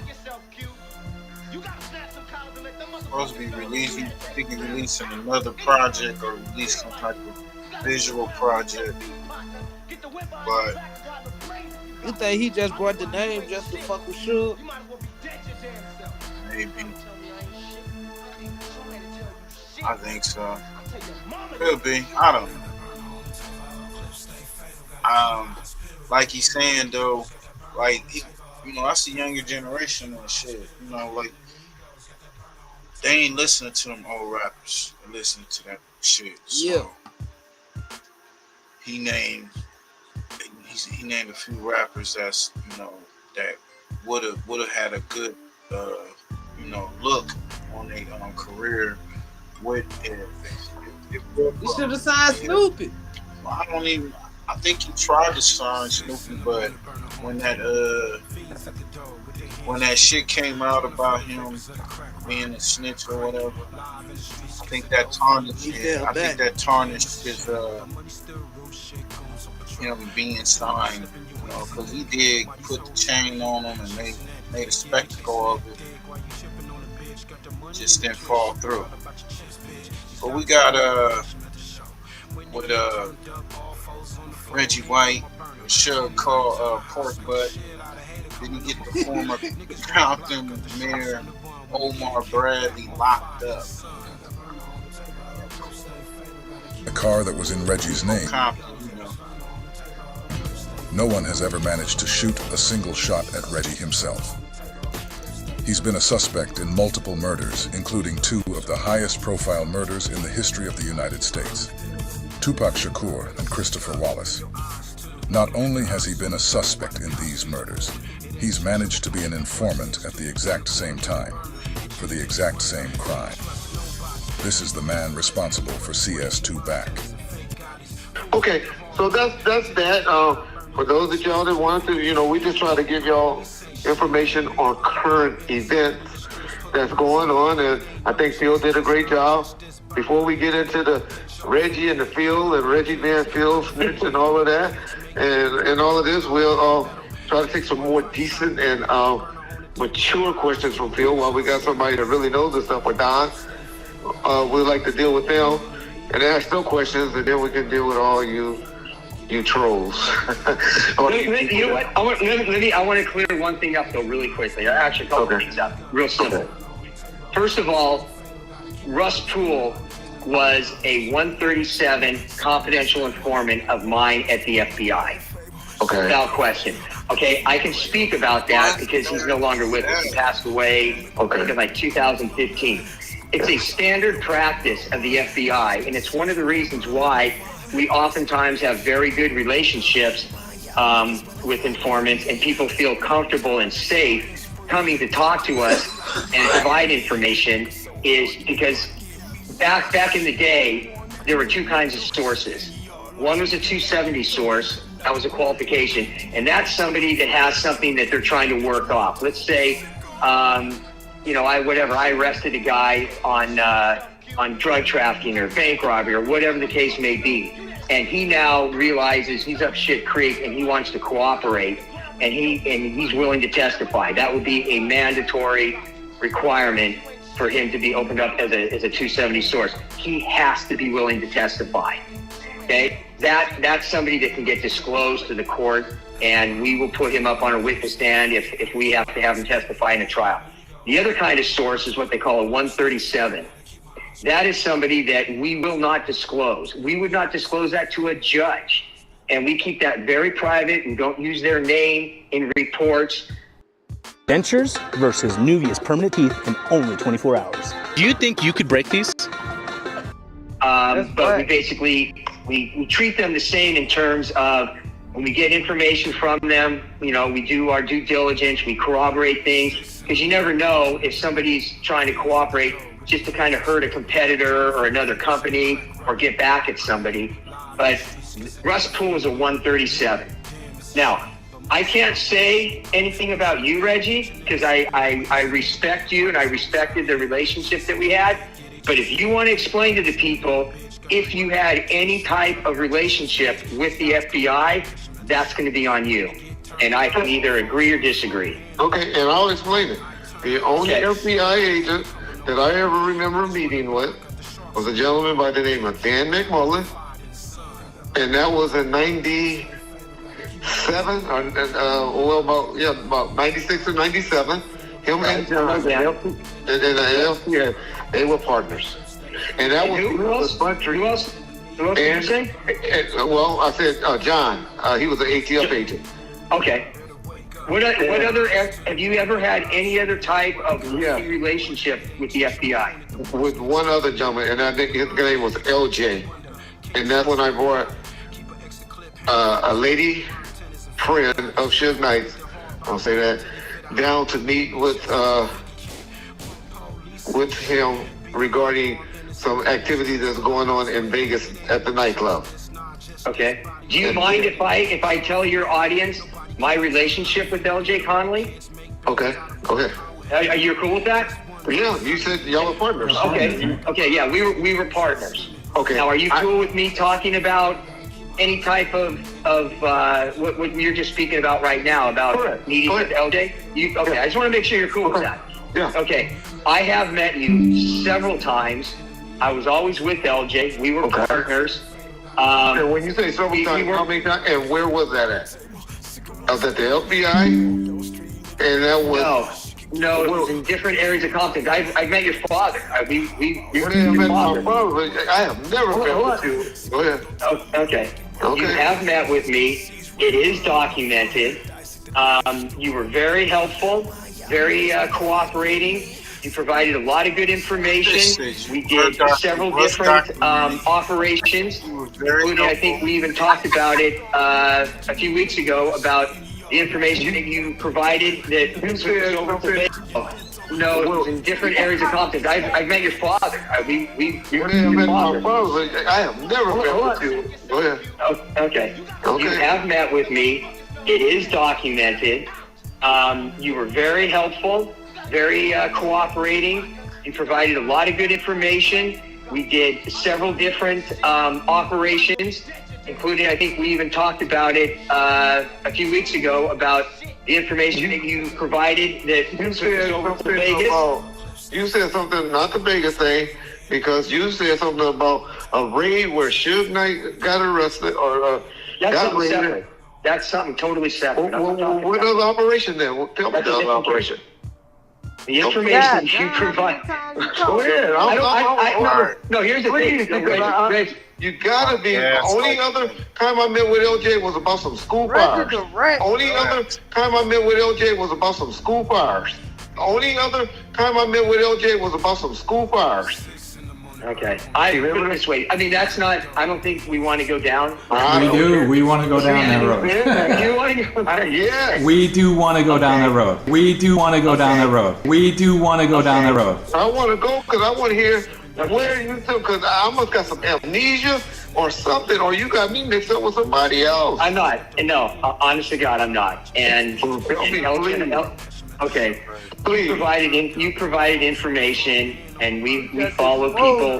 They took us to Vegas. You provided us information regarding God, what was his name? Percy. I'm trying to think if that was his first name or last name, about some contracts that were going on in Compton, because you here Omar Belly. That's what school fires. Okay. The school fires. Let him finish, Reggie, and then you talk. We're getting there. Yeah, but we met here Omar Bradley. Correct. Okay, well I'll tell you, I steal my stuff when he tried to hire or give some money for a security contract regarding school fires, and was going to try to set up a guy that had sued me that I was trying to get. His name was Leo something, and they were trying to get me to bribe or to give them some kickback. Omar Bradley said some kickback for a school contract, and that's what I'll talk to LJ about. When he tried to hire or give some money for a security contract regarding school fires, and was going to try to set up a guy that had sued me that I was trying to get. His name was Leo something, and they were trying to get me to bribe or to give them some kickback. Omar Bradley said some kickback. It has been something that people was setting people up in Compton, from what I could see. I was very shocked that the United States government had entered into that community and spent so many years with such intensity trying to corrupt public officials. And I know from their point of view, it was a sting operation. It was designed to see if public officials would accept bribes, and they don't see themselves as corrupting people, but I thought they went really overboard in that case, and I was quite offended by it. They were harassing us. Our phones were being tapped. They were following us. They were sending various informants. Omar Bradley and I were invited to a dinner, and we went to the dinner.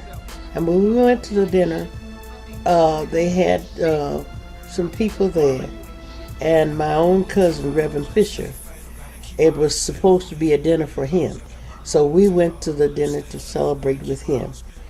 And they had people in there. They had a white businessman and another white man I didn't even know. And I didn't know him until I went to the grand jury, and I saw that he was an FBI man. For a school contract, and that's what I'll talk to LJ about. Yep. Okay. Yeah, you're correct. Okay. Let me tell you why we have Spectrum. I'm on a video chat. Melissa's live streaming with her audience. The kids are on their phone streaming while gaming. What screen are you paying attention to? What was the Vegas thing? Was that about the nightclub? Huh? Was the Vegas thing? Oh, yeah. Oh, sorry. That was some other information that we got through Reggie and some other people in Compton that it was about, well, it involved the same people that were involved in what you're talking about with Mayor Bradley and some of the other players there. And yeah, so we did a nice fun operation, and it took us to Vegas. And well, I don't know what y'all did, but I know. Well, here's the thing. I mean, here's the thing. This is the easiest way to explain it is because this is where I want to be careful. When somebody provides this information, whether it be a source or somebody that just is a citizen that just feels like they're doing the right thing, we don't tell those people like updates or tell them, okay. I was trying to get Omar locked up. He had got rid of the county police department illegally. When you was was mayor, I know some people was upset when you got rid of the Compton Police Department. Is that something you would have changed or go back on? You know, Absolutely not. You wouldn't. Being that the top number 2, 1 and 2 guys, Lee Bach and Paul Tanaka, you know, was involved in a lot of corruptions. I mean, that's you know, they had gangs over there in LA Sheriff. They had gangs in the Compton PD. Okay, well, you know. But here's the deal. Under the Compton PD.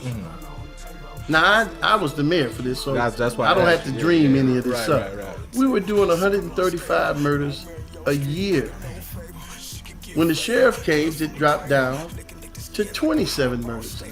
Oh, okay. It went down to 1 year where there was only 13 murders. Now, I, being a mayor and being somebody who understood the hood, I understood at some point we got to make a decision, and the decision was simply this. Do we want 135 murders a year and keep a black police department? Or do we want 27 murders a year and have a police department that is not necessarily black? And the reason why the murders, in my opinion, were so rampant under the Compton PD is because they were involved in some of it. And the reason why the murders, in my opinion, was so rampant under the Compton PD is because they were involved in some of it. All right. It was this dude, it's this guy named Little Rod, Roger Reed. Salute, Pat. And George. They had this boy named Vincent Buchanan, who was V-Dog. He got killed in Compton, tortured, dropped off, handcuffed, dropped off on Central in front of the cemetery. They were real tight with him. He was, you know, a real active, cool, Fruitown Paru too, V-Dog, Vincent Buchanan. She was in prison when this incident happened, 98, 99, I don't know when it happened. Now word is, okay, you know, police kidnapped him. You know, when guys wear police jackets and stuff like that, he's handcuffed. So who's number one suspect when you hear police in Compton, handcuffed? Reggie Jr. The people that they knew. It ain't funny, but damn, yeah. The people that they knew were committing the murders. He was out there bashing us, and I knew he was dirty, and I was trying to get Omar locked up. Reggie and Paradin were close. The Wrights funded his mayoral campaign with money they stole from Suge Knight's Death Row Records, and also then funded the targeting of Omar Bradley to put him in prison for paying for a dinner on his credit card. Payback for shutting down the Compton PD. Yeah, you know, I don't know. Reggie was close with a lot of people there. You know, I don't know if it was Paradin too much, but I do know, you know, he was very close with with the chief, you know, at that time, and Huey. So they were best of friends, you know. Yeah, and yeah, you know, and I do feel Omar Bradley did have a vendetta against Compton PD for, you know, joining forces with the feds to hook him up and, you know, file a case against him and go to prison for that, you know. But I heard he got it expunged, got it erased from his record, you know. I don't, you know, it's all water under the bridge. I was trying to get Omar locked up. You know, I lost everything that I owned, my home, all of my personal belongings are gone. I'm destitute. I have nothing. No home, nothing. No car. I have nothing.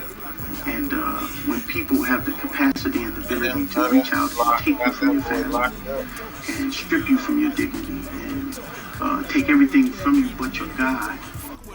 Hello, my name is Adam Ferrari, the Chief Executive Officer of Phoenix Energy. I look forward to you joining us at our next investor webinar. These are very powerful people. These are very powerful people. And I'm afraid of them.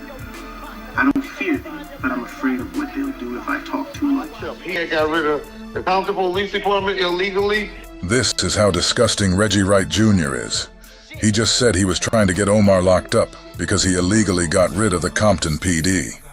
Omar Bradley just said that under the Compton PD there were 137 murders a year, but under the sheriffs it dropped to 27.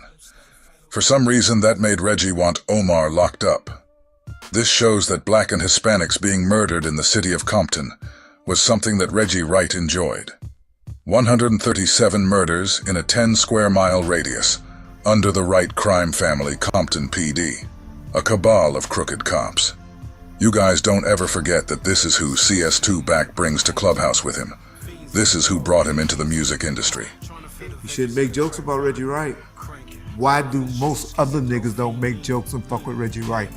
Why do most other niggas don't make jokes and fuck with Reggie Wright? He was out there bashing us, and I knew he was dirty, and I was trying to get Omar locked up. And I was trying to get Omar locked up. And I was trying to get Omar locked up. Because let me tell y'all something.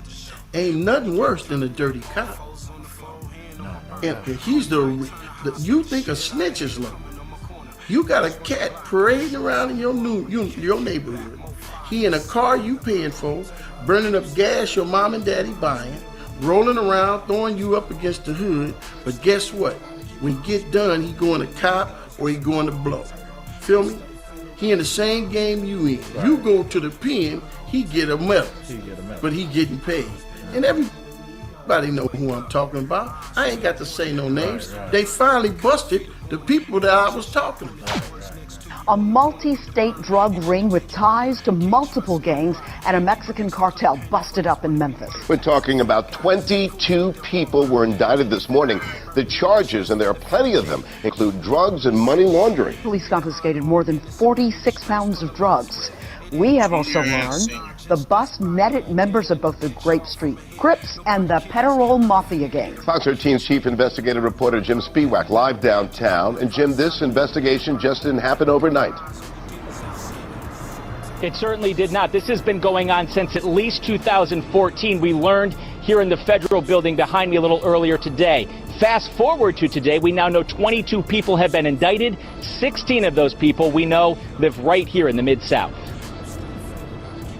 Federal prosecutors are accusing 22 gang members of shipping money through the mail from Memphis, 1,800 miles away to Los Angeles, California. Prosecutors go on to allege meth, heroin, cocaine, pills, and pot were all sent back to be sold here.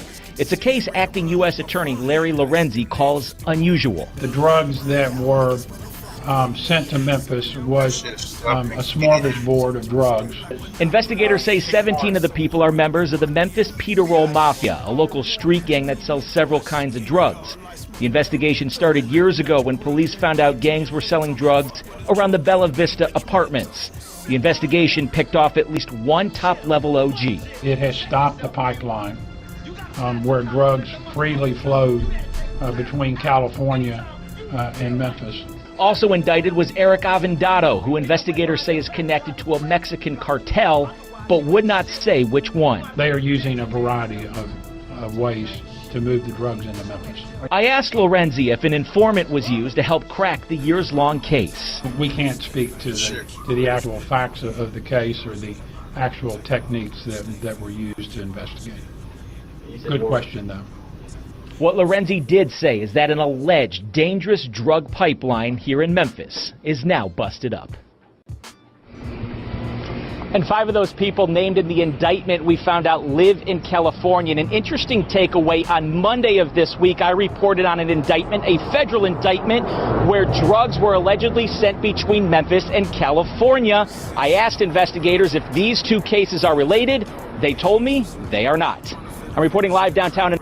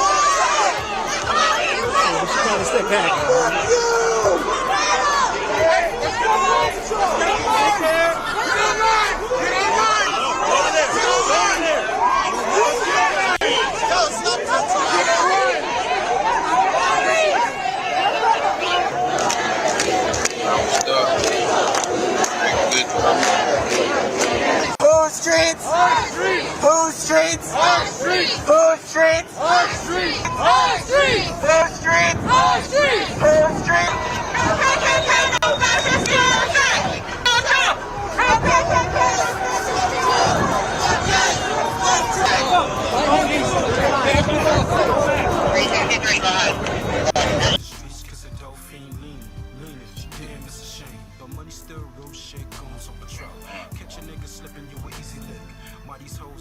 We do not move to America because we think it's a better country.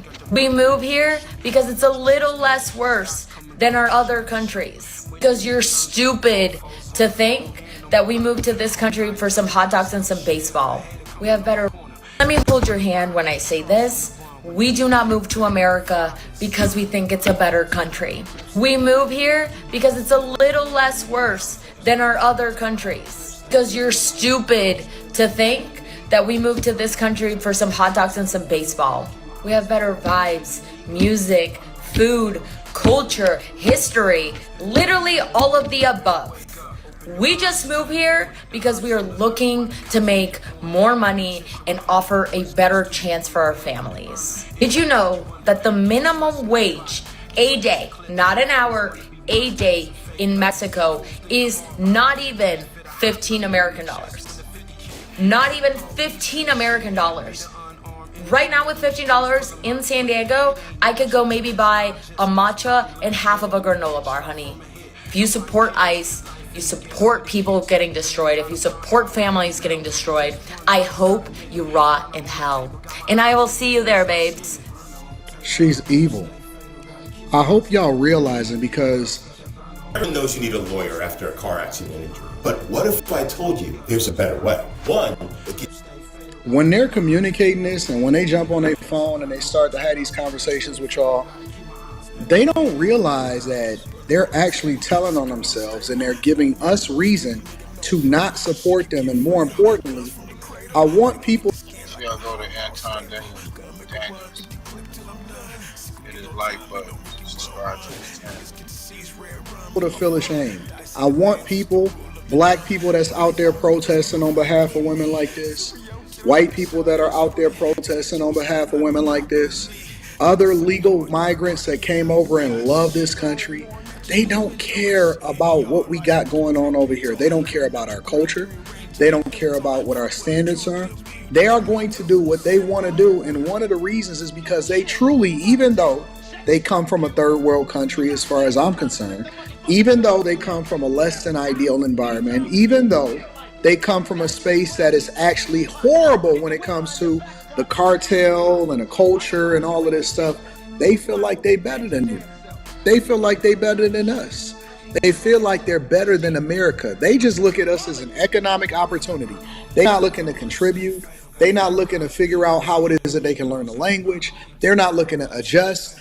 She just, out of her own mouth, told you, listen, we don't really fuck with y'all like that. The only thing that we here for is money. And so she tried to cook as though she was like, yo, listen, it's not that we really need you. It's really that we taking advantage of you. And this is what we really think about your country. And so when y'all out there sympathizing and trying to figure out how you can accommodate these people, you don't know them. You don't know their intentions. You don't know where they come from. You don't know what their true desires are. And so culturally, they don't fuck with us. They don't rock with us. She told you out of her own mouth, listen, the only reason that we here is to send money back to Mexico. We got better vibes, we got better music, we got better culture, we just missing the money. And then she said, if you support ICE, which is there not just for the deportation of illegal migrants, they do a lot of things. They rescue children, they go out there and they hunt for people that are trafficking, they make sure that people are safe when they travel, and so on and so forth. And so if y'all don't know, maybe you should go out and do some research to better understand exactly the impact that ICE and Homeland Security, what impact they have on the United States of America in order to ensure that they're keeping people safe and that they keep foreign invaders out of the United States of America, which also contributes to making sure that we're not terrorized in any capacity. But she's basically said it. She says, if you support ICE, a government agency that is designed to keep us safe and protected, then she says she want to see you in hell and that she'll see you there. And at first, I'm like, honestly, when y'all sent this to me, and I'm always skeptical and I always try to go through things with a skeptical eye, I thought that she was trolling. You know how people kind of like imitate how people are that is not for America or something like that, or how they kind of imitate what other people look like when they are against something. I've seen liberals imitate conservatives, and conservatives imitate liberals, and sometimes people can't tell the difference between the two. And so when I first started listening to what she was saying, I was thinking to myself, is she trolling? Is she serious? And then when she actually at the end started saying, well, I'll see you in hell, and if you support ICE, I said, oh yeah, that's it. And then I deep dove into her content a little bit more, and I realized, nah, she's not being funny. No, she's not being a comedian.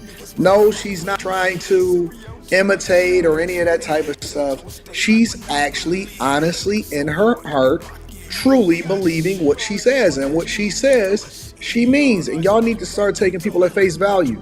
You sitting there caping for these people. You sitting there trying to convince us, oh no, we need to get on board in order to be against Trump. Trump is doing the thing that's in the best interest of Americans. And that don't even mean that we're against immigration. That don't mean that we're against legal migrants from coming into this country.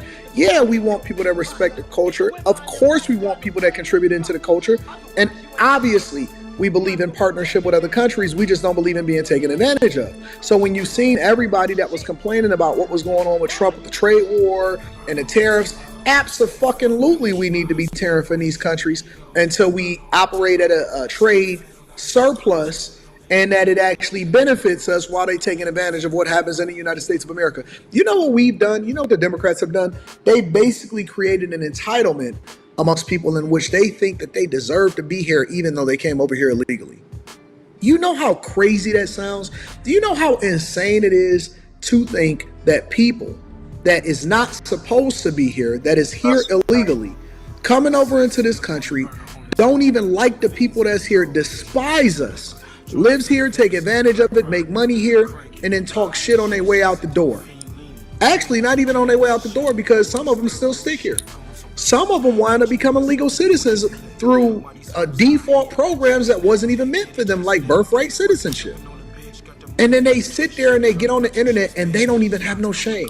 They not scared. They not hiding their feelings. They very open and matter of fact and saying, listen, we don't man, let me play this again. It ain't even up to me. I'ma just let her tell it right out of her mouth one more time, just so, and I never replay videos again, but I want y'all to hear this one more time. Let me hold your hand when I say this. We do not move to America because we think it's a better country. We move here because it's a little less worse than our other countries. That means that it's better. Because you're stupid to think that we moved to this country for some hot dogs and some baseball. We have better vibes, music, food, culture, history, literally all of the above. We just moved here because we are looking to make more money and offer a better chance for our families. They don't give a fuck about you. They care about your dollar.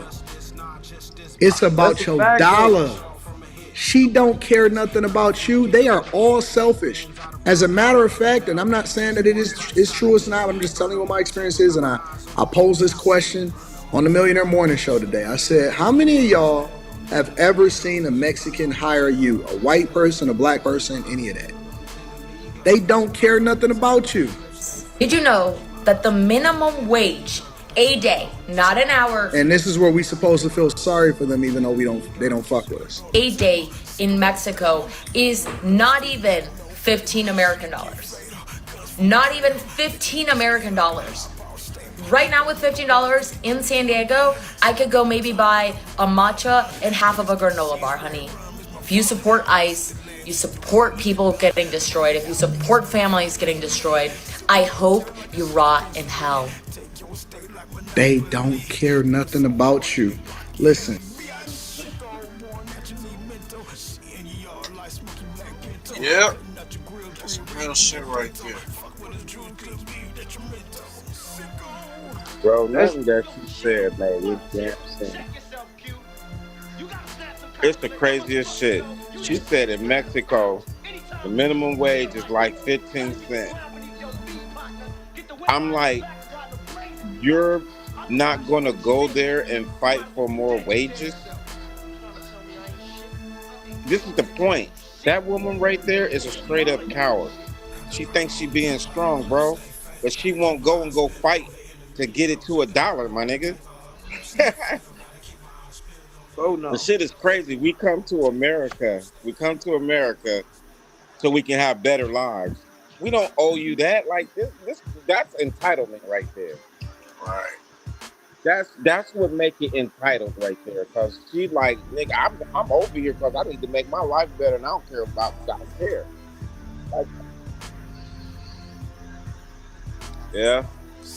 Yo, Kwame speaking on this same subject. Latinos asking where black people are for the LA riots. We at home killing shit.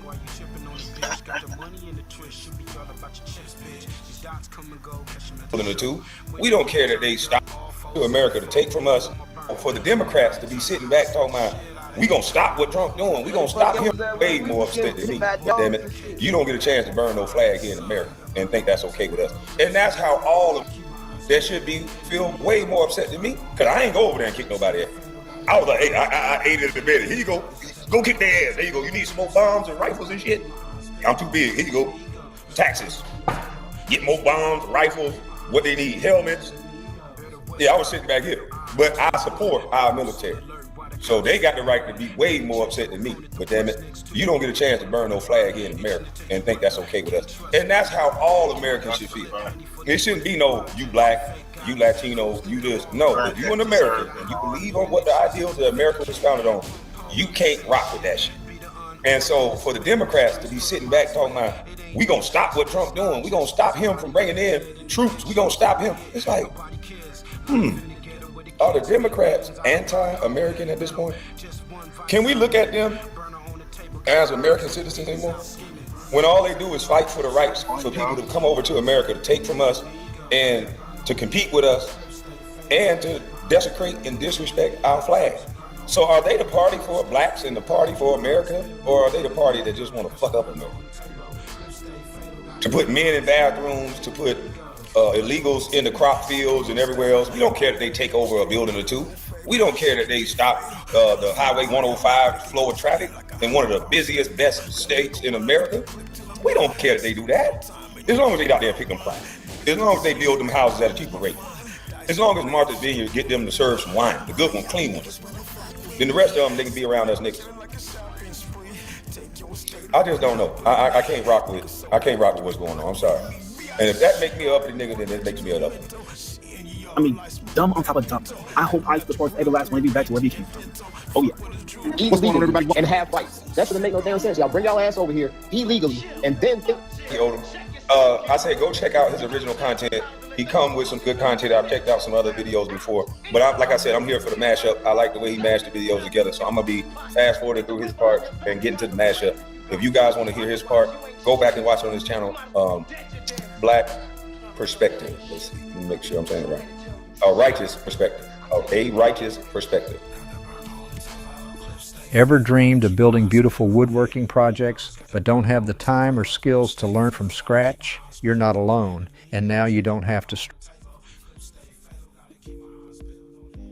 That you have rights of an American citizen, which is some, bro. And honestly, you know what I mean? I lived in LA for 2 years, so I seen the healthcare and the Medicare and the welfare system. And honestly, hardworking Americans are paying the bill for all these illegal to have health insurance, to be able to get welfare, food stamps, child care.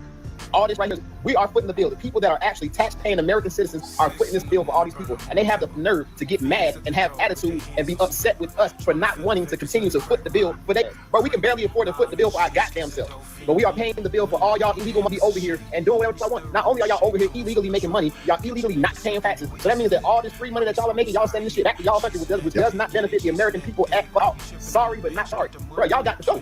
Y'all got to go. Now, if you come back the right way, that's perfectly fine. If you come back and you're a tax-paying citizen and all that stuff, that's perfectly fine. I have nothing to say about that right there. The only thing I am speaking on is illegal property. They have the rights of American citizens, which you do not, bro. And we are not going to keep paying the bill for y'all. Point blank, period. I'm not going to keep doing it. Every time I look at my paycheck, I got a deduction on my goddamn paycheck that's supporting y'all. Man, get out of here, man. I stand behind Trump 100% when it comes to these deportations. If you're not an American citizen, if you did not come here legally, if your paperwork is not correct, your ass need to go, bro. Straight up and down, you got to go, man. Yeah, more and more people.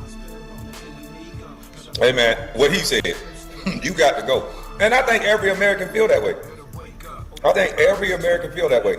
Why? How can people feel okay with giving away their money to other people to help lift them above you? Because that's essentially what you're doing. You're lifting another race of people that's low. At the point when they get here, they're going to be above you. They're going to use their tax dollars to help fund them, fund their businesses, and do all these things that's now going to put you as the lowest race in America at this point. Black folks will be the lowest race in America. Just me, but I've stopped thinking of Dems and rhinos as Americans. All they do is work against us, AB, especially on moral and religious grounds. Absolutely, Paul. They are against American qualities and values. That's why they attack conservatives so much. Beautiful one in the building again. 50 Kwame Brown bus fight membership. Thank you, beautiful one. Look at Thank you, beautiful one. I hope ain't nothing in my teeth. You are fighting someone else's fight. Oh no, this is my fight. I'm American. I am American. Look at Miss Collins. Miss Collins, stop. Are starting to wait. That has $10,000 in bankrupt. We got you started. Bro, I am trying my hardest to understand why the ICE protesters, some of them, are going around and waving their country flag, but yet they won't go home. Hey, is she playing Put Your Lighters Up? I'm hearing it in the background. Put your lighters up. Oh man, we got the music in the background. Put your lighters up. Excuse me. She's saying put your lighters up. I knew I heard something.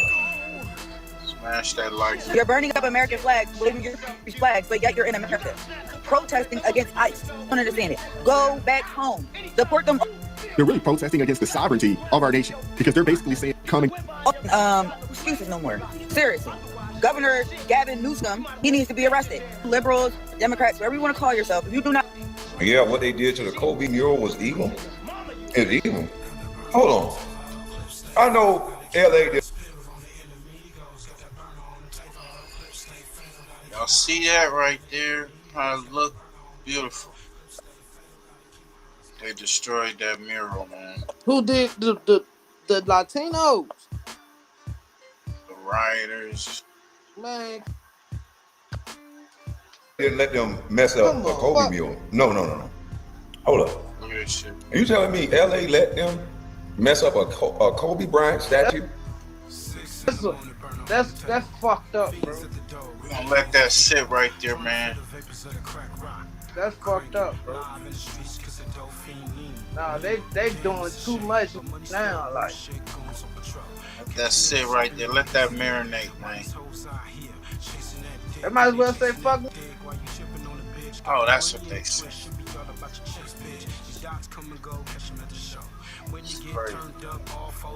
Might not have been Mexicans, bro. Kobe's wife was a Mexican. The baby is half black, you know, half Mexican. Yeah. I think it's them damn rioters, paid rioters, and then the scribbling on the wall. That's not writing, bro. You know, we write hood, we write messages. That's just like some scribble. Look at that. What does that mean? That don't mean anything. It's just destruction, and to work it up, so blacks can be like, "Oh, you Mexicans, look what you did." Man, they ride with Kobe. They ride with Kobe, bro. I don't even believe one moment that Essays, like, as a whole, did that. Hell no. Essays love Kobe. That's real shit. So that's what I said. You gotta fit this motherfucking shit out, bro. It's on some other shit. Is that the pay crisis actors? That's real. That's that shit.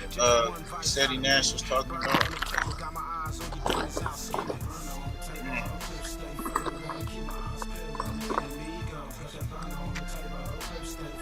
Wow. Man, I might have to go light that fire down. That's crazy. That is crazy. Some people that's not from here. Do you know what would have happened if black folks would have touched the Kobe statue? It would have been a nigga kicking his head open. But you telling me some people that can come from another country and come knock over, mess up a Kobe statue? I gotta look this up. That's what they want. That's crazy. To believe. I think that was planted.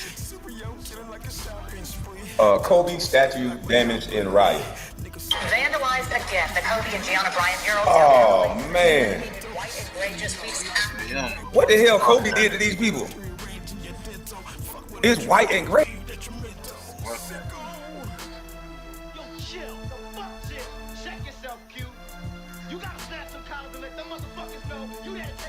Begin today with a sober warning from the governor of the state of California. That is, of course, the state at the epicenter of both Donald Trump's immigration crackdown and his efforts to use the United States military inside the United States and to potentially use it against Americans. In a speech last night, Governor Gavin Newsom accused Donald Trump of taking the nation to the brink by escalating a situation that state and local officials could have handled.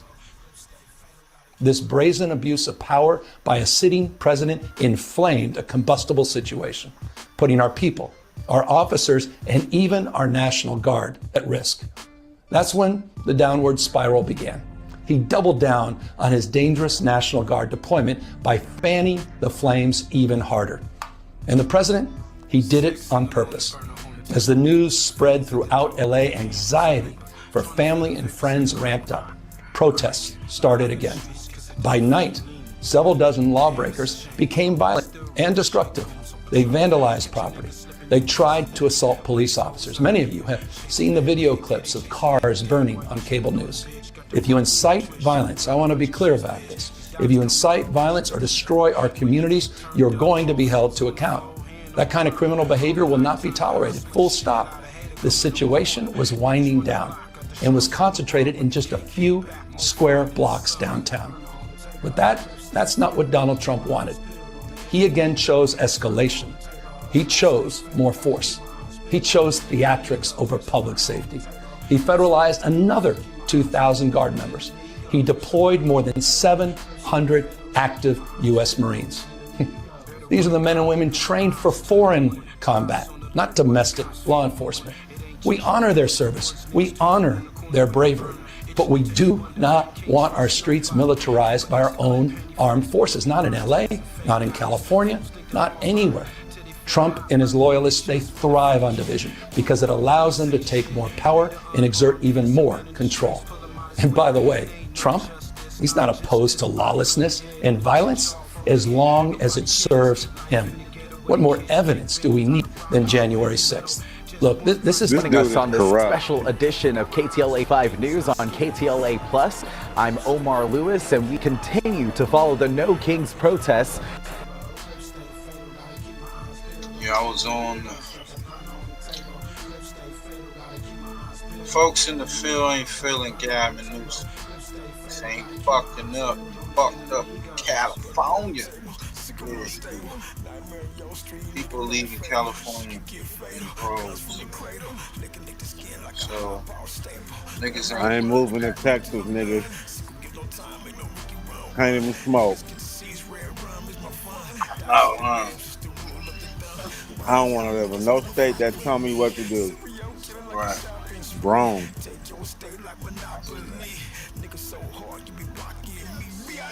Stop my trees.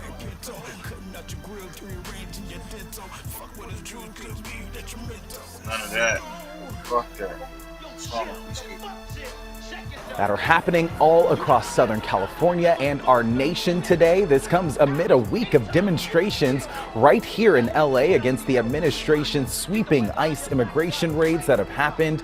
Today's events fall on President Trump's 79th birthday and on the United States Army's 250th anniversary. To celebrate that event, there is a parade that is happening in our nation's capital, Washington, D.C. We've been checking in there, and we're also keeping our eye right here at home in downtown Los Angeles. That's where Rich Prickett is flying up above. He's been showing us all of the activity and action that's happening in front of City Hall. And we have reporters spread out across downtown LA as well. We want to go now to Sarah Welsh, who's been on the ground talking to folks there. Sarah, looks like you are in front of some military members right now. What can you tell us? Been looking for the past year to get these dental implants put in because other. Yeah, hi, we've been moving around throughout downtown, so now we are in front of the federal building where you can actually see the Marines that are stationed here with their gear. They're here to protect the building. As you can see, the crowd gets larger. You can see to the left, they're out in the front below the steps here. The Marines here. You can hear much of the crowd yelling, shame, shame, shame. People very upset that the Marines are here. Sir, hi, you're on KTLA Plus. How you doing? What's your take? You're up close. You're right up at the front. Yeah, my take is these Marines shouldn't be here. It's unlawful. I see you wearing a Marine Corps hat. Are you a Marine? Yes, I am a Marine. Yeah, once a Marine, always a Marine. That's correct. So what is your take on this today? It's unlawful. It goes against our Constitution. Marines are trained to close with an enemy and destroy them. We don't destroy people on the streets of LA. Thank you so much. Hi, ma'am. How are you? We're here today. What's your takeaway from what you've been seeing? I think it's ridiculous what's happening. People that help build the city are fighting to keep it. It's crazy that bro, those we're Marines was guarding federal buildings. They wasn't even out there with the protesters. What have you been seeing throughout this march and the protests? And they were destroying the goddamn People buildings. are just expressing how they feel regarding the current situation. I'm not with the if you had a message to send directly to President Trump, what would you say to him? Don't let nothing get destroyed. That's a tough one, but I guess. Right. That's why the Kobe mural messed up. That I would say right there. I need the truth. I don't know, come back to normalcy. Stop trying to do this fascist takeover. But the police, they stretched America. in. Look we at have that. a process. A year ago, this wasn't a problem. Why is it now? No.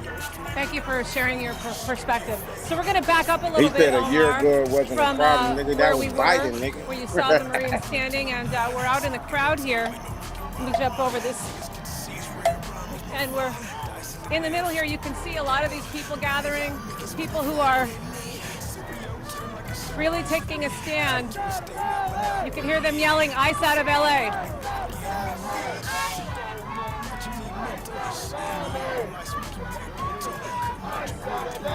Hi there, Sarah from KTLA. I hear you saying ICE out of LA. That's been the message all day. Yeah, of course, ICE needs to be out of LA, and all of Trump's federal forces need to be out of LA. This is ridiculous. It's preposterous. The idea that organizers don't know how to protest and LAPD doesn't know how to handle a protest, and we need federal forces, we need Trump's fascist regime coming in here with Department of Homeland Security. These people under the command of this joke, Kristi Noem, these white nationalists like Tom Homan and Stephen Miller. This is ridiculous. We all know better. Bro, this you city's all want about white love. This city is nationalists. safe and sound. We've been out here Those every are the night ones that's supporting gonna our get rid of the communities. IRS. We will not allow our communities You don't to be want terrorized. communists. We will be in the That's what streets as that long is. as it takes. All right? I'm out here because I'm less vulnerable. I'm sure there's a lot of people out here more brave than I am who are more vulnerable to these forces. But we know, especially the National Guard, for a couple hours was actually back under state control yesterday. All right? That Judge Breyer, I think his name was. And the Ninth Circuit goes and like blocks his orders.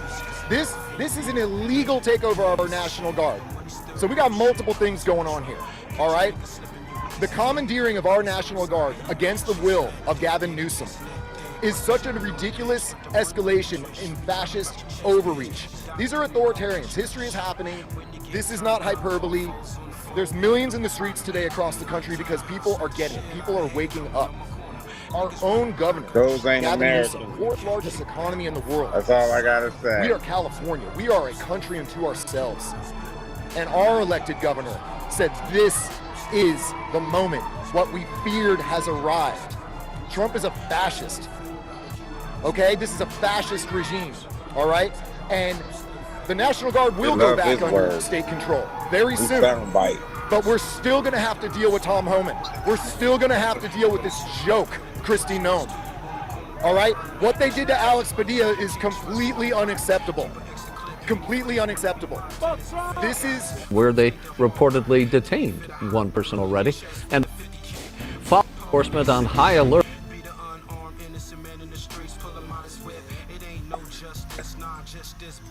Protests are planned across this nation this weekend. Law enforcement on high alert, but so are the protesters. We've got details on both big stories now at 6 o'clock. Good evening, I'm Cher Calvin. And I'm Rick Chambers in tonight for Micah. Following a week of the ICE raids and anti-ICE protests this afternoon, the unusual sight over in Westwood, Marines are there. They began patrolling outside the federal building where they reportedly detained one person already. And ahead of this weekend's No King's Day protest, the Major General with them says that the Marines will not participate in any of the law enforcement activities during all of these demonstrations. Now, you may have seen it a few moments ago. Mayor Karen Bass was joined by some local leaders to give a speech ahead of tomorrow's protest. Rachel Benetoff joins us in downtown LA with some of what the mayor, LAPD chief, and sheriff had to say. Rachel. Sheriff Rick, the sheriff and the police chief had a very clear message this afternoon. They say that if you're protesting peacefully, you will be protected, but if you're engaging in violence, throwing rocks or pyrotechnics, you will be arrested. Now, they are maintaining the 8 p.m. curfew, which went into effect a couple of nights ago through the weekend. Authorities say it has been helpful in curbing criminal activity, especially late at night. The LAPD continues to operate under a unified command with the California Highway Patrol, Los Angeles County Sheriff's Department, and the Los Angeles City Fire Department, as well as other public safety partners. The coordinated approach ensures that we're sharing intelligence, aligning resources, and responding quickly and effectively as conditions continue to evolve. If you see somebody reaching into a backpack and pulling out a sledgehammer, pulling out a brick, pulling out pyrotechnics, pulling out a Molotov cocktail, these are the things our officers and deputies are being attacked with. You need to get away from that, or I would like somebody out there to let law enforcement know, because when those tactics are being deployed, they really dilute the protest and its message. Now, there are 40 different events and demonstrations happening in LA County this weekend. 30 of those are associated with the No Kings movement. CHP said it's tracking over 209 protests in California and has 8 special response teams deployed and ready to go. Several other large-scale sporting events are taking place at SoFi and at the Rose Bowl. So LAPD, CHP, and the Sheriff's Department says it's working together and can help one another if need be. They're also in touch with the Office of Emergency Management, which is tied to the governor's office. We're also seeing Marines take over patrols from the National Guard outside of the federal building in Westwood. The chief says federal authorities will solely be staged outside of federal buildings. They are not going to be handling crowd control. Moments ago, we also heard from Mayor Karen Bass, who says the raids caused fear and panic. She is also addressing tomorrow's wide-scale protests. So tomorrow across the country, there will be demonstrations that are planned. But now these demonstrations we expect to be even larger because of what has happened in our city. But we do call on people over the weekend to demonstrate peacefully, to exercise your First Amendment right, to not play into the hands where it could be used as a pretext to roll out troops in our city.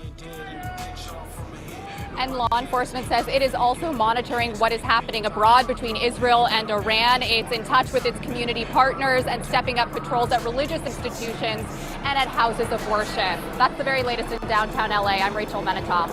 Back to both of you. All right.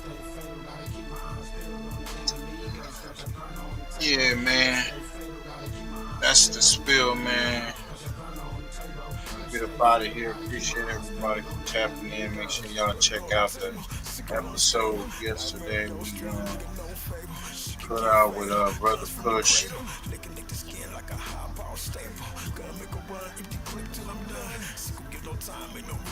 you check out Pushy.Push.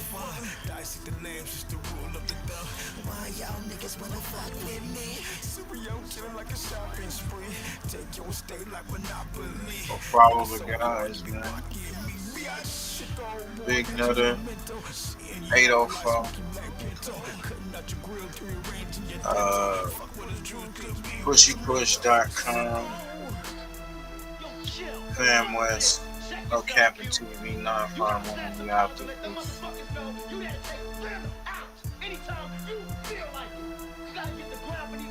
Happy Father's Day. Happy Father's Day to the fathers. You're out there doing your job. You're out this bitch.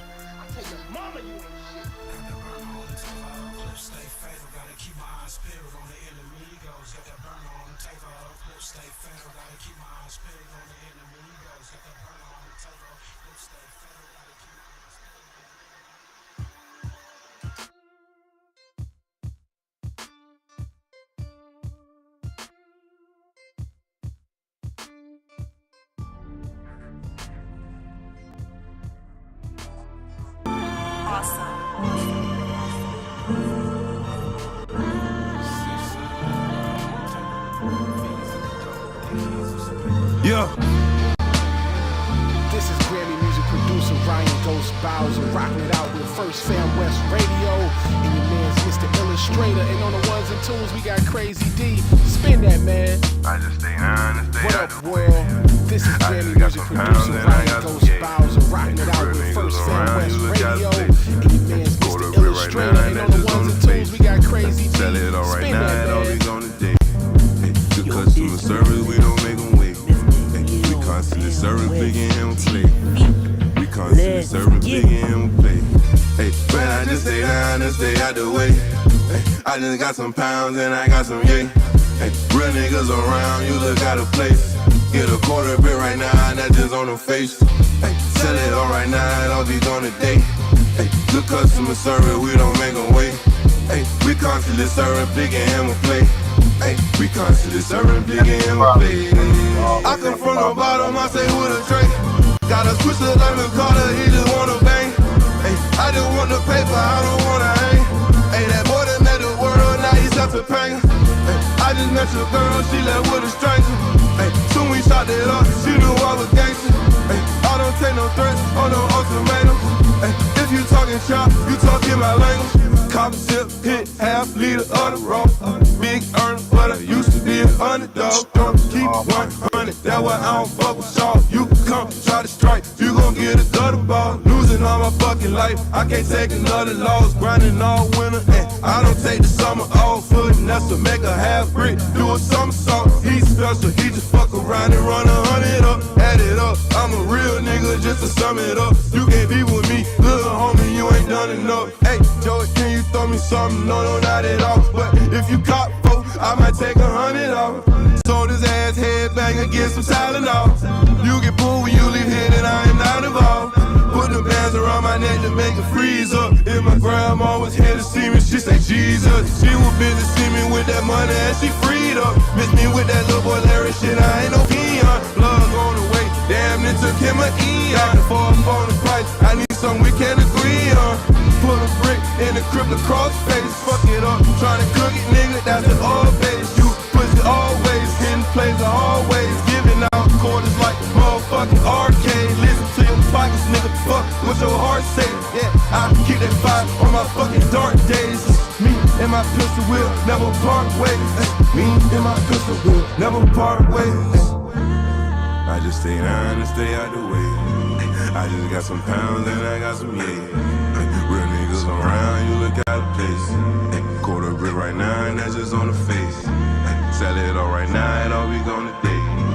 Good customer service, we don't make them wait. We constantly serving, big and handle play. We constantly serving, big and handle play. FirstFamRadio.com. FirstFamRadio.com.